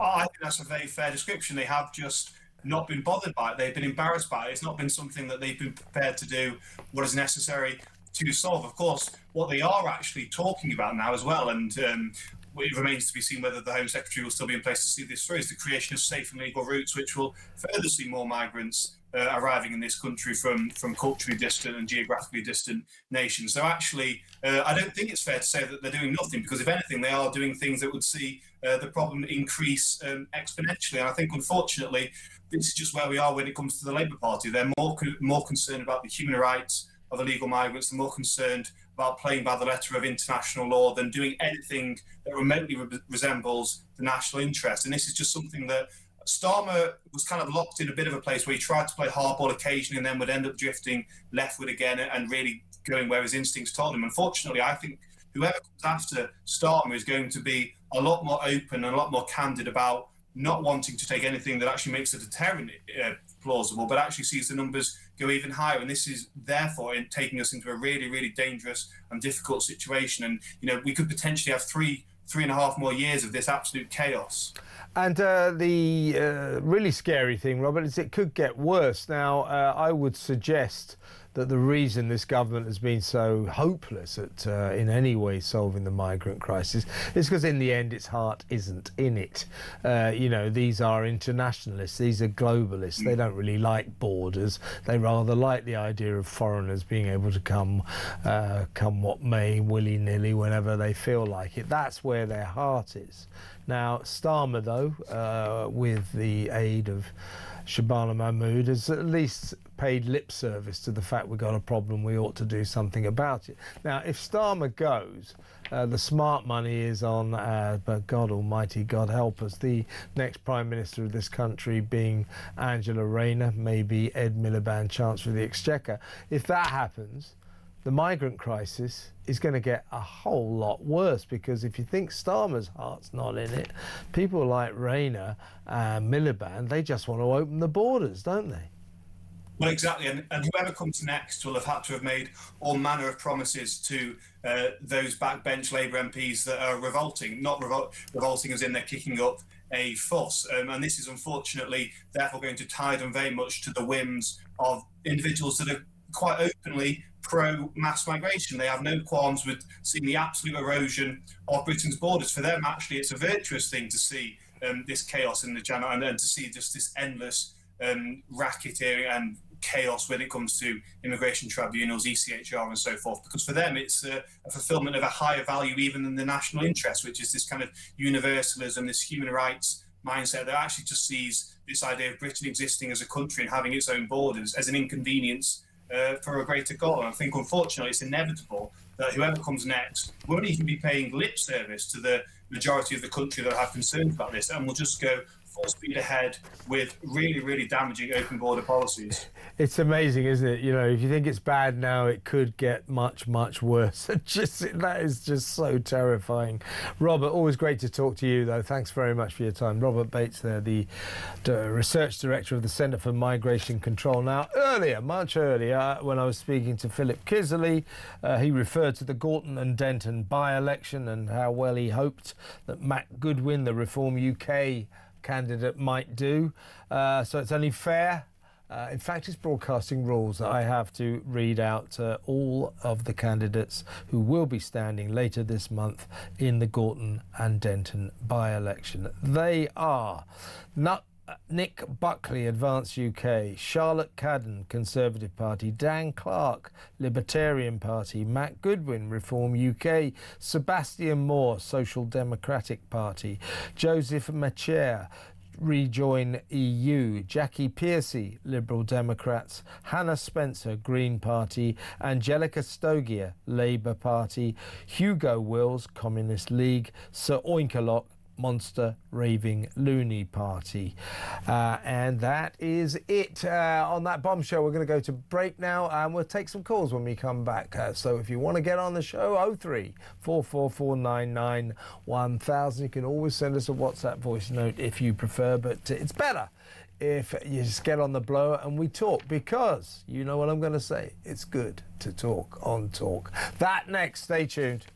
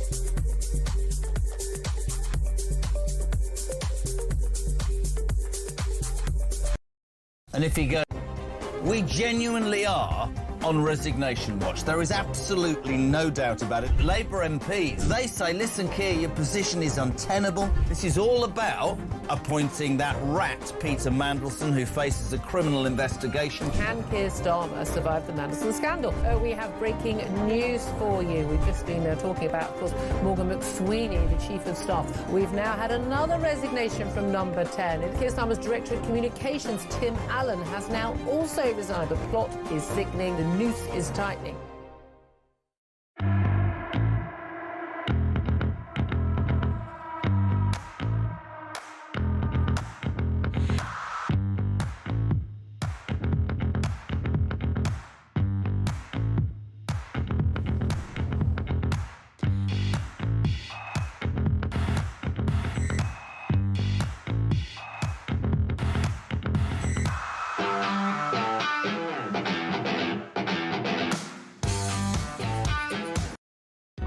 Across the UK, on DAB+, on your smart speaker, on your smart TV, and on your side. This is Talk. Welcome back. We're going to take a couple of calls now. We're going to take a lot more calls later. So get on the phone, 03 444 99 1000. How long can Starmer cling on? We're just looking at Starmer now. He's just come out of Number 10 Downing Street. He is on his way to address disillusioned Labour MPs. Many of them want him to go. Most of the nation wants him to go. Why is he clinging on? I think it's mainly because his main rivals, the people who want his job, people like Angela Rayner and West Streeting, aren't quite ready to make their move.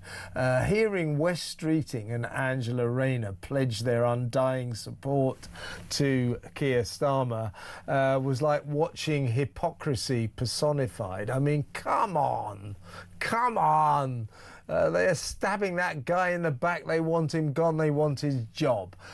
So we've just been through the pantomime of all these cabinet ministers said, yeah, we fully support, tweeting how much they say. As of 2:30, every 2 minutes. It's like, who do they think they're kidding? Why didn't you say anything yesterday? Why didn't you say anything when Morgan McSweeney went? Why were you quiet until 2:30 this afternoon? Oh, I know, because nobody told you, ordered you to start tweeting.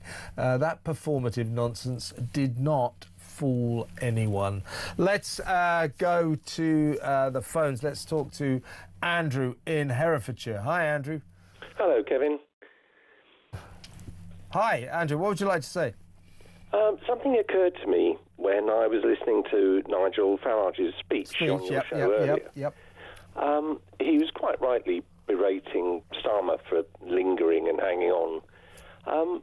But if Farage was to become Prime Minister and either something terrible happened or he turned out to be as rubbish Scottish Prime Minister as Keir Starmer. I wondered how a replacement for Farage would be chosen, because Reform isn't a proper political party in the way that Labour or the Tories are. It's a private company owned by Farage and Zia Youssef. So how would have... What's that got to do with it? I mean, the way they run the parties. It just no. That's just a trope. It's a ridiculous criticism. It's just a different way that he runs the party. So it's a political party. But it's not, though. It is a political party, Andrew. Don't fall for that old claptrap. They don't have conferences with delegates, and you can't move motions and all that sort of thing. Well, they do, actually. They do have conferences with delegates. I think you need to read up a bit about it, Andrew, and stop just falling for all the old claptrap from the Labour Party and all the lefties. But thanks for a call. Andrew in Herefordshire there. Breaking news. This is the net closing in on Andrew, trust me. The King has made clear his profound concern, that's in quotes, he actually said, has made clear his profound concern at allegations over Andrew Mountbatten Windsor's conduct and will stand ready to support the police if approached over the claims, Buckingham Palace has said. In other words, these are the claims, just like Mandy, that Andy was in effect selling British secrets to Epstein, and it is alleged also Russia and China. If you look at the Epstein files, you look at the alleged evidence that points to Mandy flogging our secrets to Epstein and maybe other people. You've got these copies of emails that he apparently sent and forwarded. You got exactly the same for Prince Andrew as he was then when he was a trade envoy. So if they're criminally investigating Peter Mandelson, they must open a criminal investigation into Andrew Mountbatten Windsor. The King has made this clear.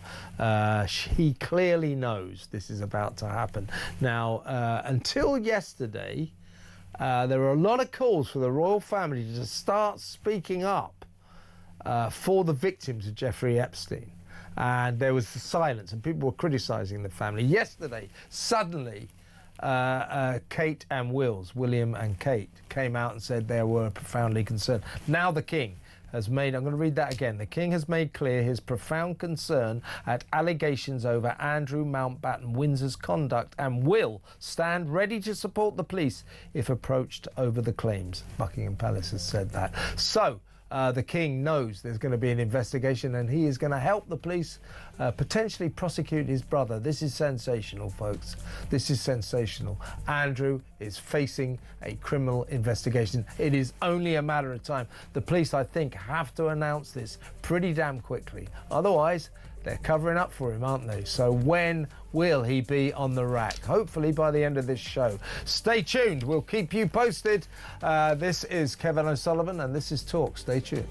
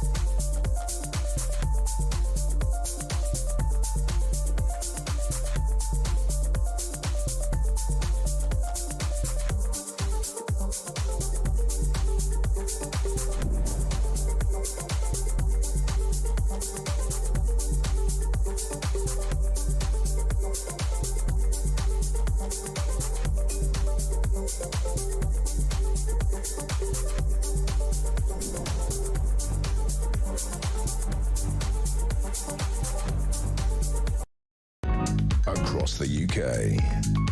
On DAB+, on your smart speaker, on your smart TV, and on your side. This is Talk.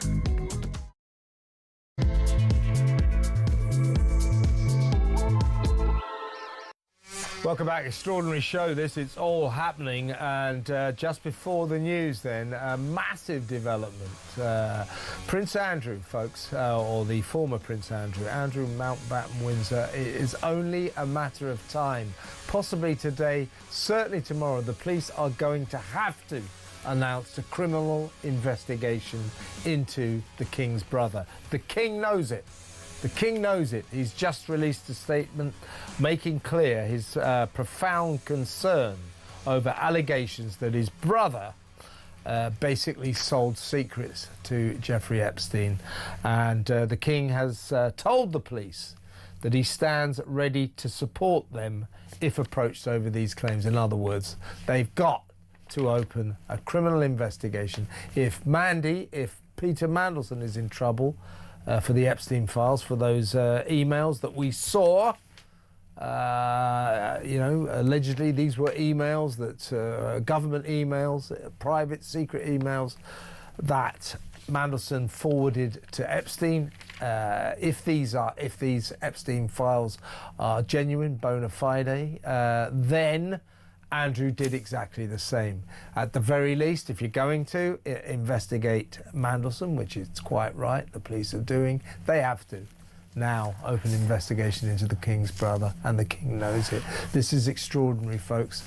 This is remarkable. Let's go over to the Director of Popular Conservatism, Mark Littlewood. Welcome, Mark. Hey, Kevin, great to be with you. I was really worried for a moment that you were going to say that Andrew Mountbatten Windsor had endorsed Keir Starmer to stay on as Prime Minister. No, but I can tell you, Mark, that worryingly for Andrew Mountbatten Windsor, Keir Starmer has expressed his full confidence in him, which means he's a goner. Let me know how that ends. No, I'm making that up, folks, but it's only a matter of time. Seriously, Mark, massive development just before you came on. I'll read it out again. This is a statement from Buckingham Palace. The King has made clear his profound concern at allegations over Andrew Mountbatten Windsor's conduct and will stand ready to support the police if approached over the claims. Those claims are that just like Peter Mandelson, the Prince, as he was then, Prince Andrew, was forwarding secret emails, secret information of this national secrets to Jeffrey Epstein.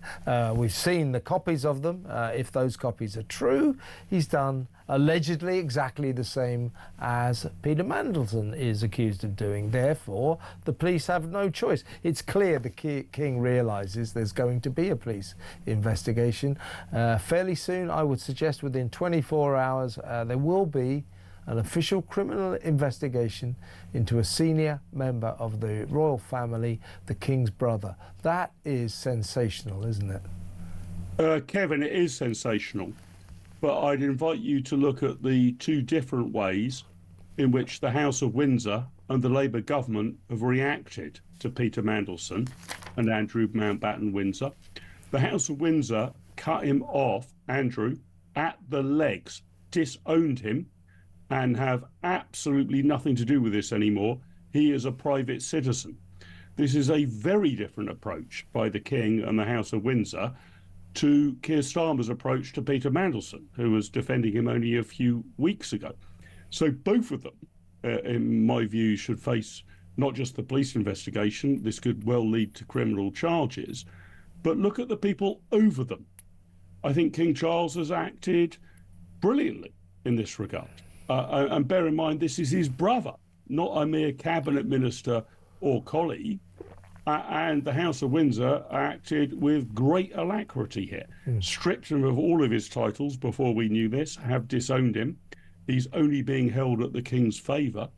If criminal charges follow, the House of Windsor, Buckingham Palace will support those.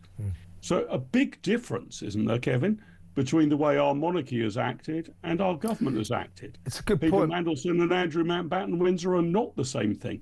Yeah, it's a good point, Mark, because the royal family, I mean, they were fairly slow on the uptake, but when they got going, they were ahead of the game. They clearly knew there were going to be bombshell revelations in the Epstein file, and that's why they acted swiftly and took all his titles away, turned him into Mr. Andrew Mountbatten Windsor, because they knew what was to come.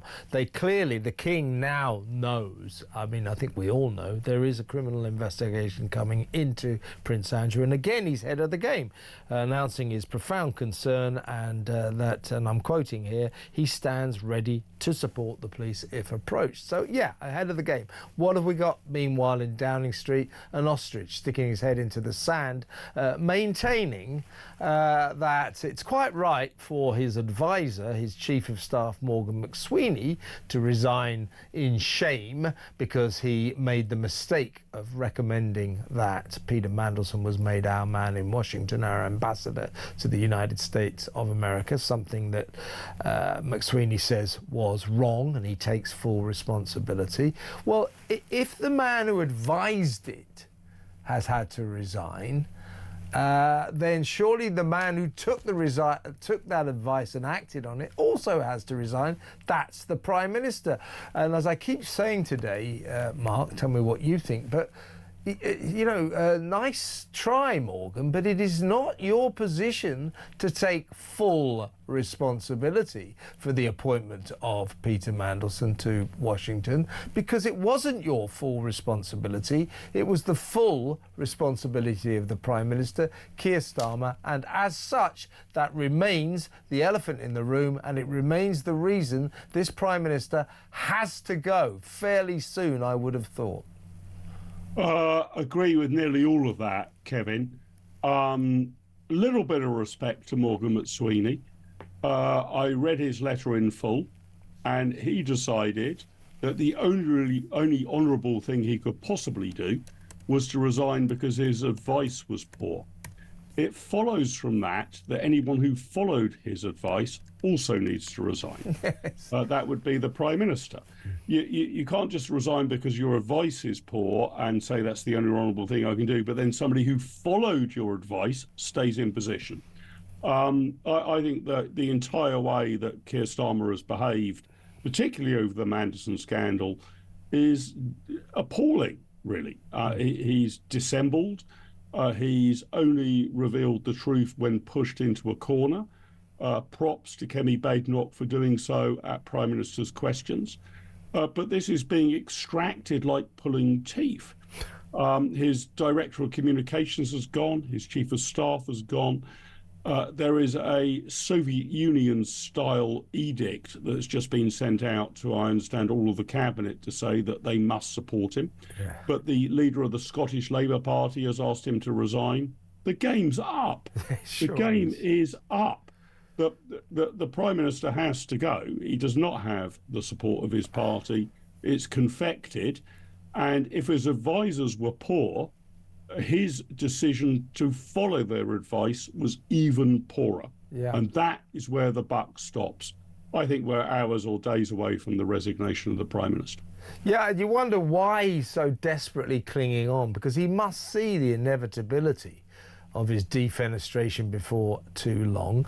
The problem that got him into this predicament, the uber problem that got him into this predicament, is still there. That is that he, and he alone, decided to appoint Peter Mandelson as our man in Washington, and he alone decided to ignore the advice of the intelligence services, who said this guy is a security risk because of his continued friendship with convicted paedophile Jeffrey Epstein, and to ignore, we now know, the political advice of both of his deputy prime ministers, Angela Rayner and David Lammy. He ignored serious advice from our intelligence and our security services and sage political advice, and appointed that guy to that job. So the elephant that was in the room this time last week is still there, and it won't be kicked out by playing around the edges and getting rid of people like McSweeney and Tim Allen, will it?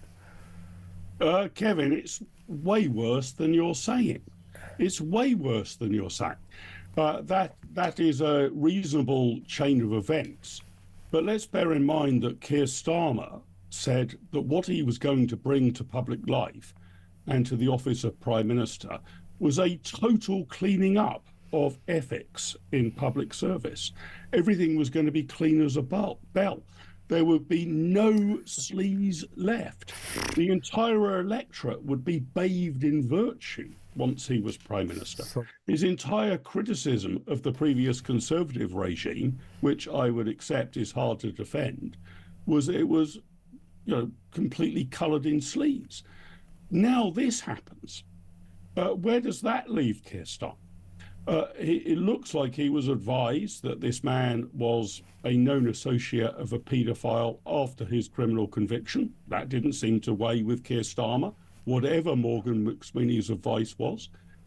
So suddenly the ethics, the public service, things will be different this time.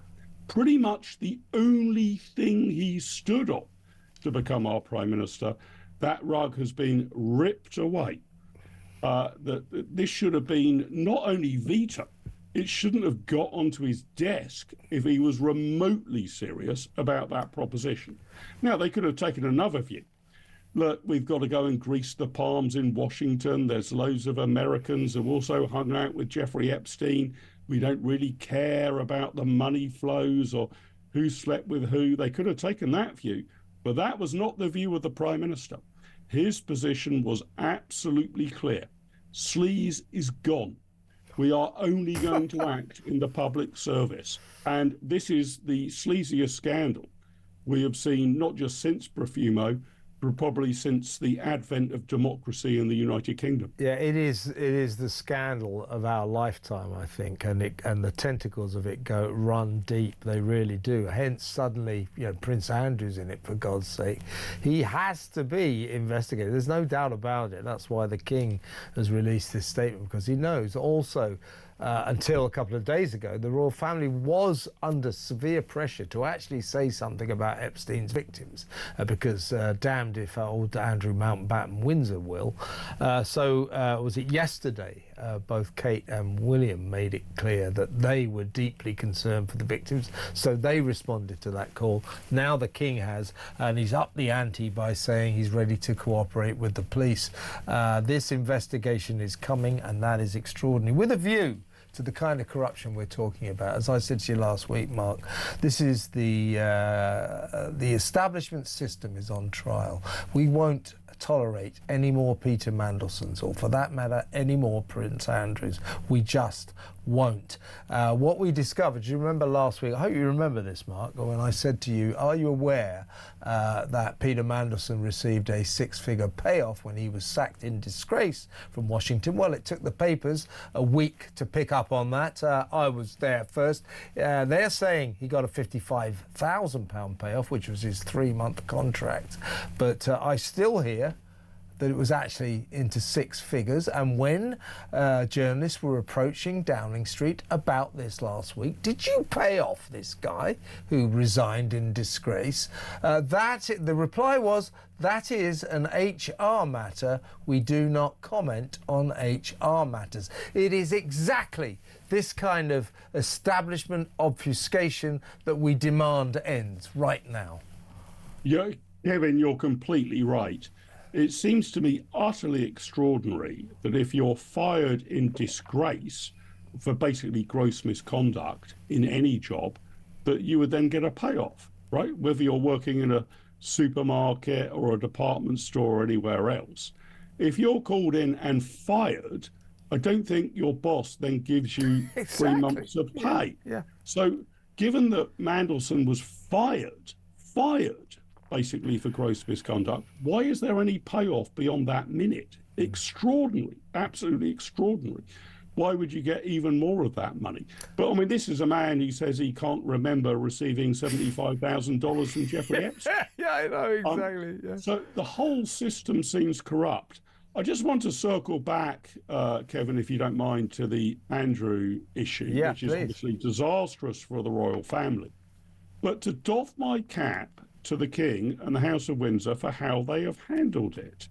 I think they've done so with grace to Andrew, the brother of the King, the brother of the king, so they've given him somewhere to stay, basically on their own dollar. But other than that, they have cut him loose ahead of the game. You might say there was pressure previously, but once he was stripped of every title, that took people by surprise. It looks to me, look, I'm not particularly a royalist, I'm a Democrat, but it looks to me like the House of Windsor has acted with the sort of alacrity and moral decision-making that we would like from our own democratic government, whereas everything the Labour government does seems to be like pulling teeth. Yeah. They will only concede something once it's in the public domain. And look, I don't know whether these people will end up going to prison. I don't know what the criminal investigation looks like. This could take years. But of the two elements of our constitution, the royal family and the Houses of Parliament and our Prime Minister, which one comes out of that better from this scandal? Yeah. By far, our king, our Prime Minister, is a disgrace. Yeah, exactly right. You've got to get real about this. The royal family's real about it. The royal family is in a battle for survival. This could be existential for the royals, and that's why they're acting with just such force. The Prime Minister is in an existential battle and he doesn't seem to realise it. He's going to go fairly soon. Mark, excellent to talk to you. Thank you so much for your time. That's Mark Littlewood, the Director of Popular Conservatism. Before we go to break, let's remind ourselves, amazing exclusive obtained by our ace reporter Samara Gill up at the Reform rally in Birmingham with the leader there, Nigel Farage. Let's remind ourselves of Samara's chat with Mr. Farage. You seem to have a little bit of sympathy for Starmer in that speech. I mean, what do you think is going on in number 10 right now? Well, as I say, it is the slow political death of a prime minister. I don't really feel sorry for him. It's his own grave misjudgment. You know, anybody with, I mean, if he's this forensic lawyer, how on earth could you not see that Peter Mandelson is a catastrophe, is a disaster, and that it happens again and again and again? So on a human level, you think, well, it must be quite tough for him. But on a political level, given much of what he's done, I don't feel sorry. Will the country be better or worse without Starmer? I mean, you're saying Rayner might be there, someone even further left, Ed Miliband potentially. Is it going to be a brighter future without him, or is it going to be even worse? Things can only get worse. I'll tell you, folks, I look at the country now and I think it never rains, but it pours. Never rains, but it pours. Yeah, it never stops raining. They got, Exeter Airport has recorded rain every single day for this year. It hasn't stopped raining in parts of the country all year. If Rayner gets in, expect downpours for the rest of your life, to be honest with you. When we come back after this break, we're going to be talking to royal author, the excellent Robert Jobson, about this extraordinary news that it seems certain that before too long, possibly within hours, but by tomorrow, that the former Prince Andrew, the King's brother, will be under criminal investigation by the police. Robert Jobson on that bombshell news next. Stay tuned.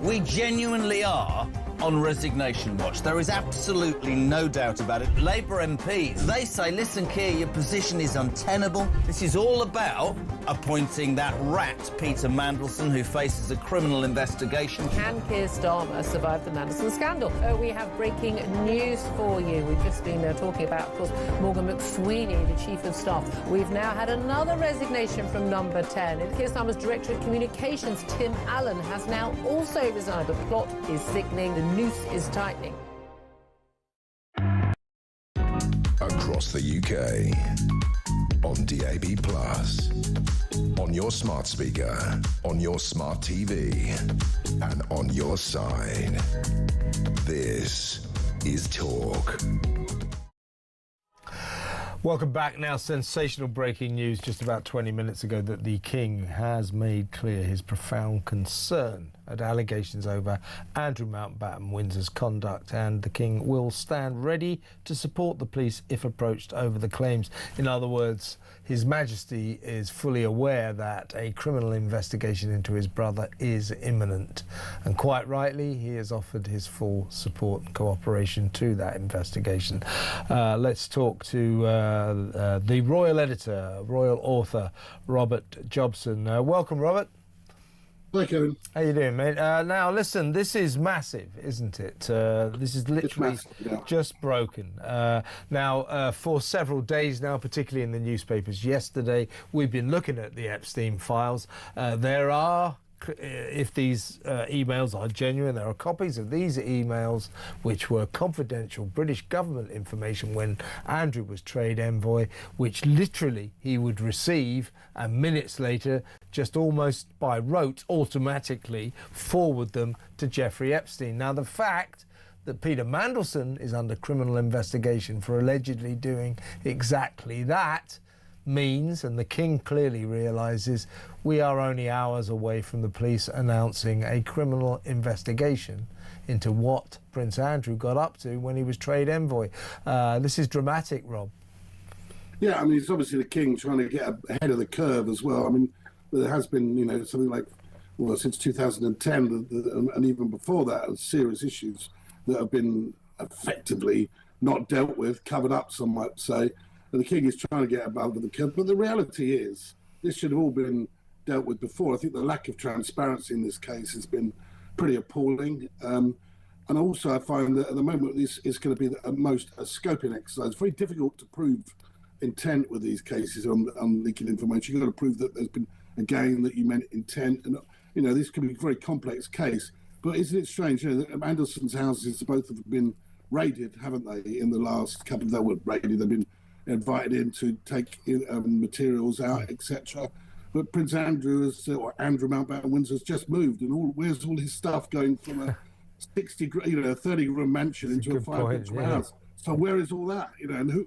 And that surely is the sort of thing that if they're doing a scoping exercise, the police will want to know where it is and can they go and have access to it all. But it is a move in the right direction by the King. I think he has no choice. I mean, William obviously has been a driving force in a lot of this. He made a statement this morning through his press spokesman from Riyadh, and clearly they wanted to get ahead of it there because they don't want his trip there to be completely dominated by it. But again, it was a bit of a, I don't know, it didn't really go far enough. It simply said, we're concerned, you know, we're sorry for them, we have to think of the victims. No, it's more than that. You know, we have to deal with naming the guy, Andrew Mountbatten Windsor, and actually dealing with the issues, because otherwise you've got an existential, you know, existential threat against the institution itself, and the buck stops with him, the King. Yeah, you're exactly right, Rob. I mean, it isn't an exaggeration to say that how the King and the royal family deal with this crisis, this Andrew crisis, will dictate the very future of the institution of the royal family, of the British monarchy. They get this wrong, and this could be existential. Andrew has brought this royal family to an extraordinary low point. It's remarkable. Did you ever think you'd see anything like this? No, I mean, I've been assessing over the years, the big scandals that we've seen. They've always tended to be more personal than actually criminal. But, you know, this is probably, I mean, I've been around for a few of them. I wasn't around for the abdication crisis in '36. But that, I think this is now on a scale of that in terms of the actual impact of the monarchy itself. You know, this is a murkier scandal than even the Profumo affair, which had all the elements in the 1960s. This has got everybody, you know, from the royal family to the heart of government to diplomacy involved here. And I think that people really are sick and tired of institutions that can hide behind the Official Secrets Act, can hide behind the freedom of information and say, well, the royals are exempt for that. Well, I don't think that washes anymore. It's no good us reading about this stuff in 50 years. Both you and I, Kevin, won't be here. The reality is it will pass in 5 years. Well, that's right.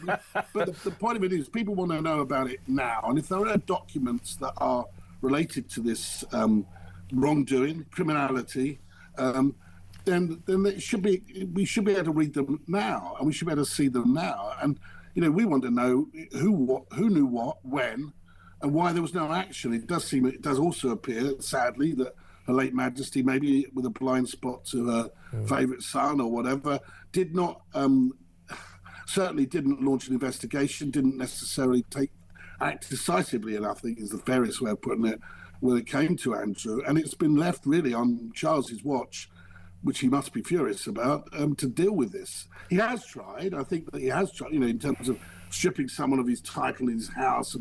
But that doesn't really, that's not accountability. That's just embarrassment. That's not accountability. These victims, quite rightly, and the people around them are demanding accountability. Yeah, we need a change. I keep saying that what I think has occurred over the past week involving Andrew, involving Mandelson, involving Starmer, the government, it's almost as if we've reached a crossroads in the establishment system. And the royal family has always felt capable of protecting its own secrets just through deference, really. Oh, you can't really look into us. Oh, there's a convention in the House of Commons that MPs do not discuss the royal family. They need to get rid of that convention right now. All of this deference has got to stop. And King Charles and the royal family, I think William's across it, I think the King is being dragged kicking and screaming to a realization that the times they are changing, and you cannot keep these secrets anymore. You've got to have transparency, right? We've just seen, look at the establishment of this country. We've just seen the Archbishop of Canterbury unseated and replaced over this abuse scandal in the Church of England. This abuse scandal here is horrific, what's been going on with this guy. But also, it does seem ironic, and to me, you know, that it's almost like the old Al Capone thing. It's not the crime of being a gangster that he was done for, it was his accounting. The fact is, it's something else that we're dealing with here. You know, it's not that the sex trafficking and these awful crimes that have been committed against girls. It's going to be on leaking official documents, etc. The bottom line is, at the moment, in this terrible scandal, only one woman is actually in prison over it. One woman. Yeah. Involving all these high-level men and elite society positions and very wealthy people. One woman is in prison. To me, it just doesn't seem right. That's what I keep saying, Rob, that this is a scandal of men. And the only person who's gone to prison is a woman. So that kind of sums it up. But the royal family, I mean, I think that, you know, late in life, they're getting to grips with this. They're beginning to realise. I mean, there was a lot of pressure on them to start talking about the victims. They've started to do this. But I think the King has now realised that isn't going to be enough, because there's a police investigation into his brother coming down the tracks. And just theoretically, purely speculatively, Rob, suppose, no one's saying he's guilty, but suppose the former Prince Andrew does end up getting nicked, prosecuted for this, that could involve a custodial sentence. What would that mean for the royal family? It's just mind-blowing, frankly. I don't know if they could really necessarily survive it, really. I think that the truth of the matter is, it's not also going to be in what they knew and when, because if he is found, you know, at the moment he says he's done no wrongdoing, and we have to accept that. We have to accept that, even though we do know he's lied, and we do know he's had a relationship with a convicted paedophile sex trafficker who's an appalling person. But the fact is where does it leave them? Because for 15 years or so, they've been paying lawyers to keep this thing away, keep it at arm's length, paid out to Virginia Giuffre, the tragic girl that was ended up committing suicide, millions of pounds. So who knew what when, and how much did they know? And if they did know things that were wrong, then surely that they're guilty of something themselves. So it's not just a case. It's not just a case really of just saying, oh, it's Andrew Mountbatten wins, he goes to prison. It's really, as you were saying, they're going to have to take a good long look at the system, of this deferential system, and say, no, we've got to get in the 21st century. If there are things, they've got to act as where there is consequences to actions. Yeah, and I think also we have to ask the question. I mean, it's done and dusted now, but when the Queen agreed to give her son, her second son Andrew, millions of pounds to help him pay that 12 million quid to Virginia Giuffre to keep her out of civil court in New York, that was hush money to keep the truth about the alleged persecution, victimisation of the victims, these poor girls. That was hush money, and the royal family, I don't think, should ever have paid that. There are still a lot of questions. There's an error been made. I mean, there's no doubt that the late Queen, will, her decision making there was wrong, really. And I think, the fact is, what was the point of it anyway? It was hush money, yes, but this poor girl then killed herself, but her book came out anyway. As we always say, and eventually, hopefully, with journalism, and the truth will come out. And it's certainly her version of the truth came out in a book after her death, which have sort of again started this thing rolling again. But there's still many more emails out there and more evidence out there. I'm sure that we haven't even managed to get to yet, and. This could get even worse. It's a really serious problem for the royal family. Yeah, well, this could get even worse. If I was the Queen, when Andrew came to her and said, "Hey, Mum, any chance you could give me 12 million quid?" Oh, what do you want that 12 million quid for, then, Andrew? Well, I want to give it to this girl to stop her going to court. 12 million quid, but I've never met her. If I was the Queen, if I was the Queen at that point, I'd say, "Well, I'll tell you what, you can't have 12 million quid." All you can say when it comes to it is, the Queen was in the latter part of a year. She was suffering with cancer, and people around her, though, William and Charles would have, I'm sure, and his courtiers been advising her. But the bottom line is that that was an awful lot of money, and she also supported him in. He allowed her to bring her into the memorial for Prince Philip's memorial, and he was on her arm, and there was a lot of gasp about that. So I think that there's a serious problem, and this is just the beginning, and the King has had to react the way he has. But it's a lot more to come out, I'm sure. I think you're right. This is just the beginning. It's going to get even worse. Robert, really good to talk to you, mate. Thank you so much. Rob Jobson there, the royal editor, royal author of a series of best-selling books about the royal family. Let's go to break. When we come back, we'll find out what's happening in the Sun tomorrow. So that next. Stay tuned.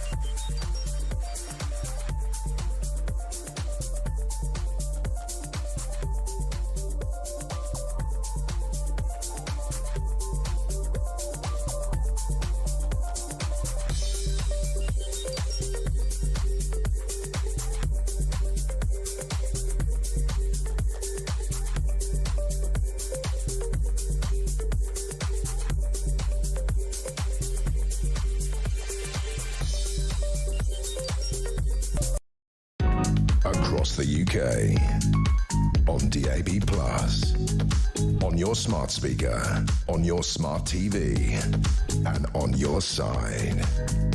This is Talk. Welcome back. Let's find out what is in the pages of Britain's favourite newspaper, The Sun, tomorrow. Sun Night News editor John Lucas is in the studio. Hi, John. Evening. Well, first of all, the big story, Andrew Mountbatten Windsor. The King has just made it clear that he has profound concern about the allegations over his brother, and I quote, "will stand ready to support the police if approached over the claims." In other words, pretty soon the police will announce an official criminal investigation into the brother of the King. That is pretty big news. Yeah, absolutely extraordinary stuff. And we broke this story yesterday that Andrew, apart from being accused of being involved in these sexual shenanigans with Epstein, had also, as part of his work as UK trade envoy, had shared these confidential documents with Epstein, and that then opens the pathway to potential prosecution for misconduct in public office. And that's what the cops are looking at now, similar to what they're looking at Mandelson for. Yeah. And because if you look at what came out of the files, you know, you have to say the files have to be verified, but if you look at what was in the files, you know, Prince Andrew stands accused of doing exactly what Mandelson was doing, which is basically flogging secrets to Jeffrey Epstein. Yeah, exactly. And look, it's not the way that when these files started coming out, it's not, you know, this isn't what we expected to see, because there's some really horrible, disgusting filth in those files to do with Epstein's other activities. But it's, you know, don't want to draw the comparisons too well, but it's a bit like Al Capone. There's other stuff in there that there may be wrongdoing. There may be wrongdoing in these files that is more easily prosecutable. And as you say, this extraordinary statement from Buckingham Palace this afternoon, where the King, you know, has said, look, Thames Valley Police are the force that this has all been reported to by a member of the public. That he said, well, we will help. Now, we had the way the front page was laid out earlier. I think it's changed now because of that. It was going to be something like, now they're both sweating. Yeah. Because with it's such a sprawling, huge story. Obviously, Andrew's in big bother, and he has been for years. And but the other side to it, obviously, is Starmer. And what's going to go on. And an amazing day, so fast moving. We had the Scottish Labour leader right here. he come out this afternoon and said, look, he's got to go. And then you think, right, well, that's the first knife into Caesar. Where's the second one going to come from? And you know, you're looking at people like Angela Rayner and Wes Streeting, and who's going to, you know, but I don't know whether Starmer might be mopping his brow a little bit. Well, he is at the moment, but yeah, we all know it's sooner or it's later, one of the two. It isn't if Starmer goes, it's when he goes. He will go at some point. It may not be till the disaster of the local elections in May, but it may well be before that. Shall we move on to the far more important story, John, of tossing the pancake is in danger of being consigned to history as a new study reveals 3 in 5 of young Brits have never flipped one. So you mean pancakes are like not really in the groove for younger people? That's it. Yeah. So from one bunch of, can we say that? Can we say one bunch of? Yeah. Go on. What the hell? Yeah. Tosses to another bunch who aren't clearly aren't, because yeah, you can say that. Yeah. Because this is Gen Z, really. 65%. So 3 in 5 of Gen Z. That's 18 to 24-year-olds, have never flipped a pancake, and it's all partly because they've not been taught it by their parents, which is technically might be my generation, I guess. So we might be partly to blame for that. Have you ever flipped a pancake? Oh yeah, absolutely. You see? Because when you're a kid, it's all part of the you know, this time of year. Of course it is, yeah. And it's great fun for kids because it's actually quite easy to do. It's easy to do. It's a real sense of it. I mean, I do it myself every year. It's a real sense of achievement when you get it to go round perfectly and land on There's the that other little side. bit of risk that it's all going to go This wrong. is how low I set the bar in my life for achievement. But you will be, if you do it this year, you will be in the 21% of people who do it, because overall 8 in 10 Brits are not going to toss a pancake on Shrove Tuesday, which is coming up next week. and a lot of people just buy the shop-bought ones. And yeah, it's a real shame, and lots of people don't know, what the point of it is anymore, and it's going to die out. Well, I hope your headline is bunch of tossers. Should be. John, great to see you. John Lucas there, Sun Night News editor. When we come back, we'll talk to Kinsey Schofield about the latest on the royal front. We'll get a bit of Meghan in, but I think we need to talk about the King and Andrew, don't we? That next. Stick around.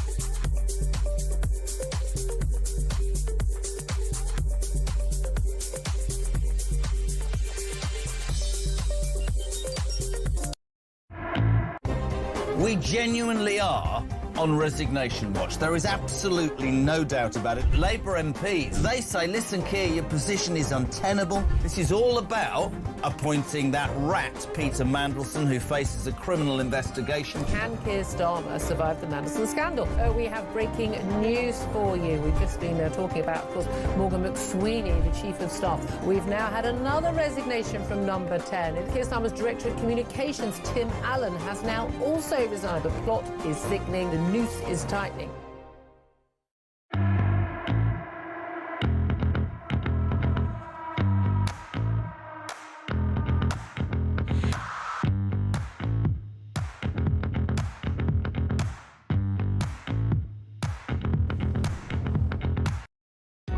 Across the UK, on DAB+, on your smart speaker, on your smart TV, and on your side. This is Talk. Welcome back. Breaking news. Wes Streeting is on desperate manoeuvres now because basically he wants to be Prime Minister. And of course he's pledging his full support to Keir Starmer, which you can take to the bank about as much as you can take Angela Rayner pledging her full support. These guys can't wait to stab him in the back and take his job. Such hypocrisy, such a joke. But Wes Streeting, his bid to be PM is in big trouble, and was the moment Peter Mandelson got in big trouble, because guess what? The Health Secretary, Mr. Streeting, is like that. Best mates with Peter Mandelson. Everybody knows it. Nobody's going to vote for Wes. Wes's dreams of Downing Street are falling apart as we speak. But in a frantic last-ditch bid to save his candidature for the premiership, he has released some of his personal messages to the so-called Lord Mandelson. He still holds on to that peerage. We should take it away from him. Anyway, this is what some of the statements he's revealed. On the economy, Wes Streeting said to his close friend P.T. Mandelson, Mandy, there's no growth strategy at all. Starmer had said his number one priority is growth. So Streeting dissing his boss there. On the pitch to voters, this is to Mandelson, Wes Streeting said, there isn't a clear answer to the question, why Labour? He also appears to have acted unilaterally, jumping the gun ahead of Downing Street's plans to release his full communications with Peter Mandelson. So he's trying to nip that problem in the bud, but he's finished. Nobody is going to accept Peter Mandelson's best friend as Prime Minister. So forget it, Wes. You're out of luck. Right, let's go straight over to my next guest. She's been waiting patiently, but it's been a very busy day. She is the host of Kinsey Schofield Unfiltered. She is the great Kinsey Schofield. Hi, Kins. Hi, Kev. Yeah, I mean, when it comes to chaos, Jeffrey Epstein sure brought enough with him. I'll tell you, what I find very, well, kind of ironical, really, is that everybody said, oh, when these files come out, they're going to bring down the American government, they're going to cause trouble for all the people in high places in Washington, it's going to be an American earthquake. Well, in America, basically, they've come and gone and not much has happened. Over in Britain, we've had a massive earthquake. It could well bring our government down. And what I want to ask you is, how much trouble is the royal family in now? The King, as you probably know, has just made clear, just issued a statement making clear, and I'm quoting, his profound concern at allegations over his brother Andrew Mountbatten Windsor's conduct, and will, again I'm quoting, will stand ready to support the police if approached over the claims. So the King knows that coming up is a criminal investigation into his brother. Now, we've seen the copies of the memos, the emails that the then Prince allegedly forwarded to his chum, Jeffrey Epstein, the American paedophile billionaire, when he was trade envoy back in the noughties. Now, if those emails, the forwarding of those emails, if that's true, if that can be verified, if he actually did that, that is a misconduct in a public office of a very serious kind. Treachery, potentially even treason.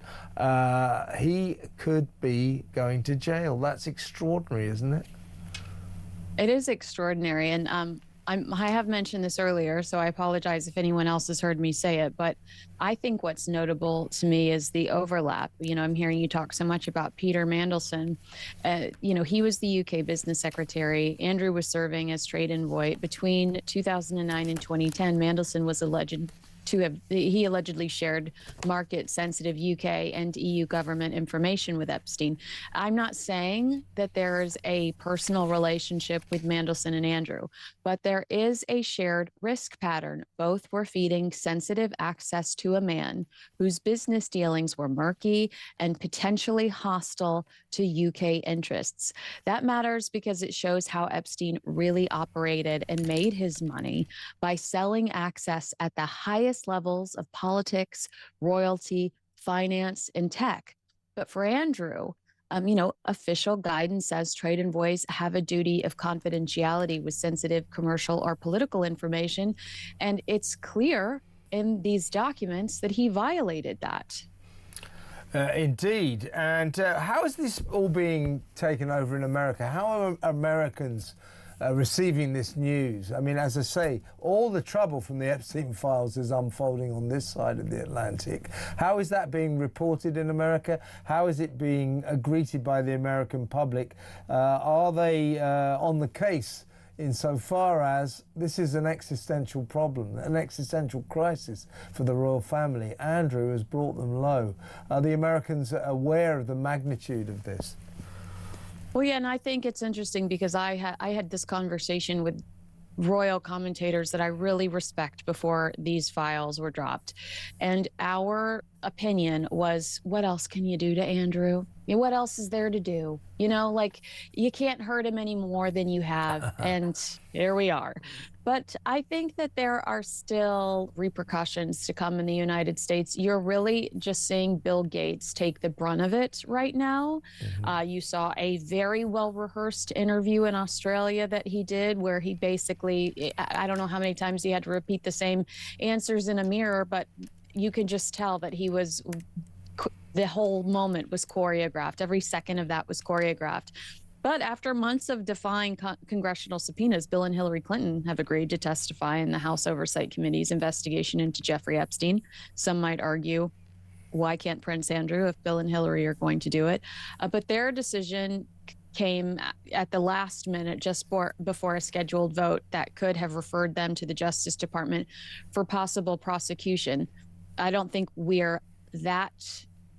it's that intense for Andrew yet. Ghislaine Maxwell, we know, is planning on pleading the Fifth today.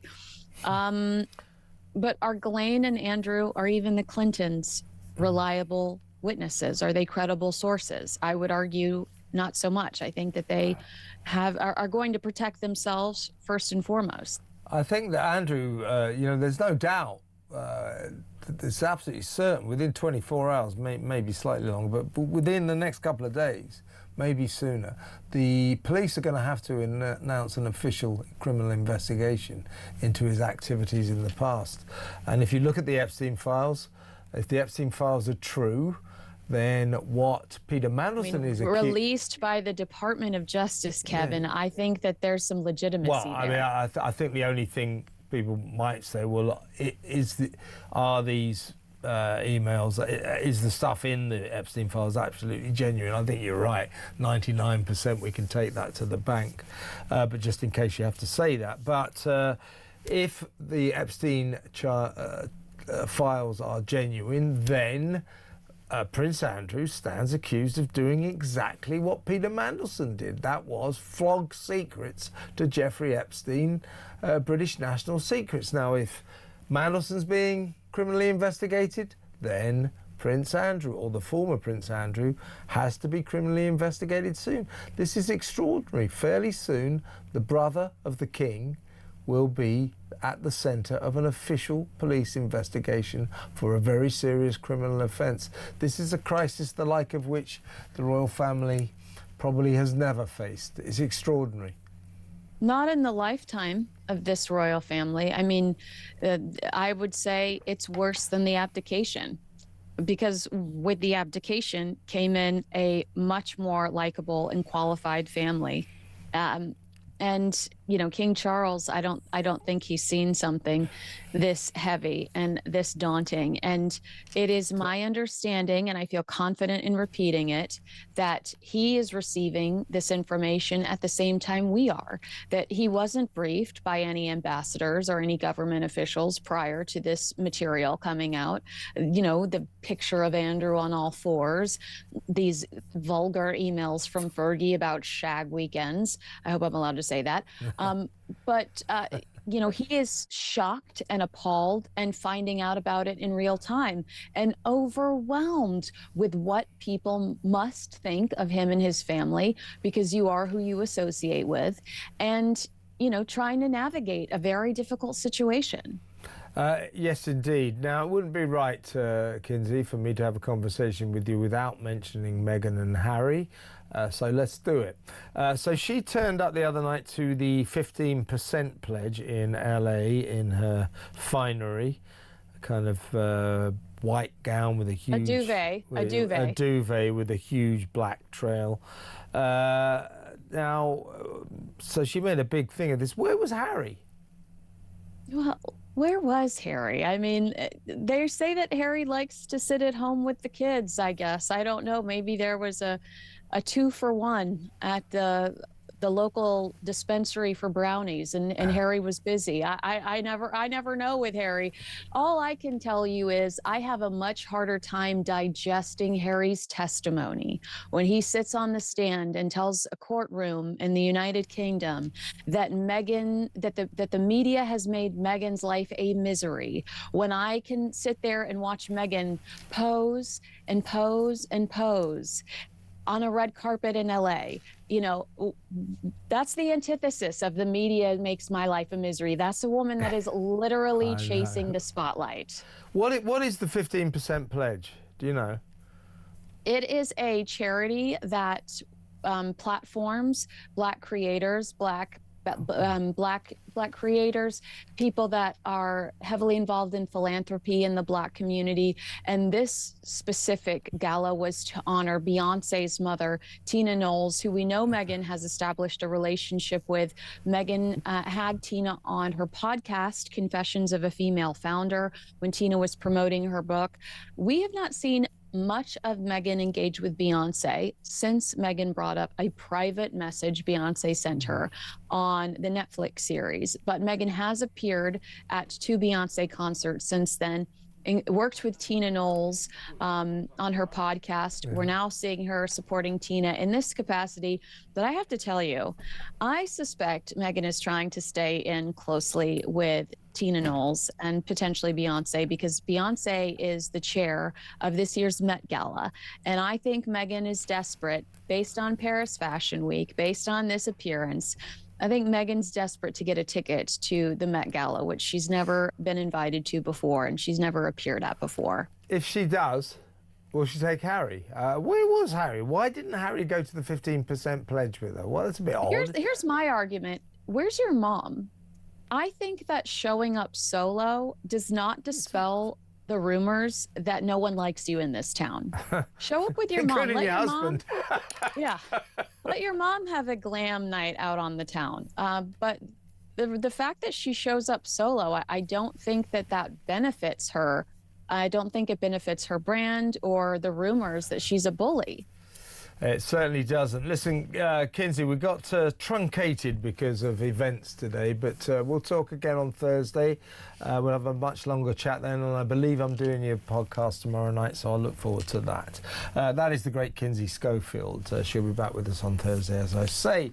Talking of great women, guess who's in the studio? It is the great, the phenomenal, the one and only Alex Phillips. Hello. What did I do to deserve that? All right.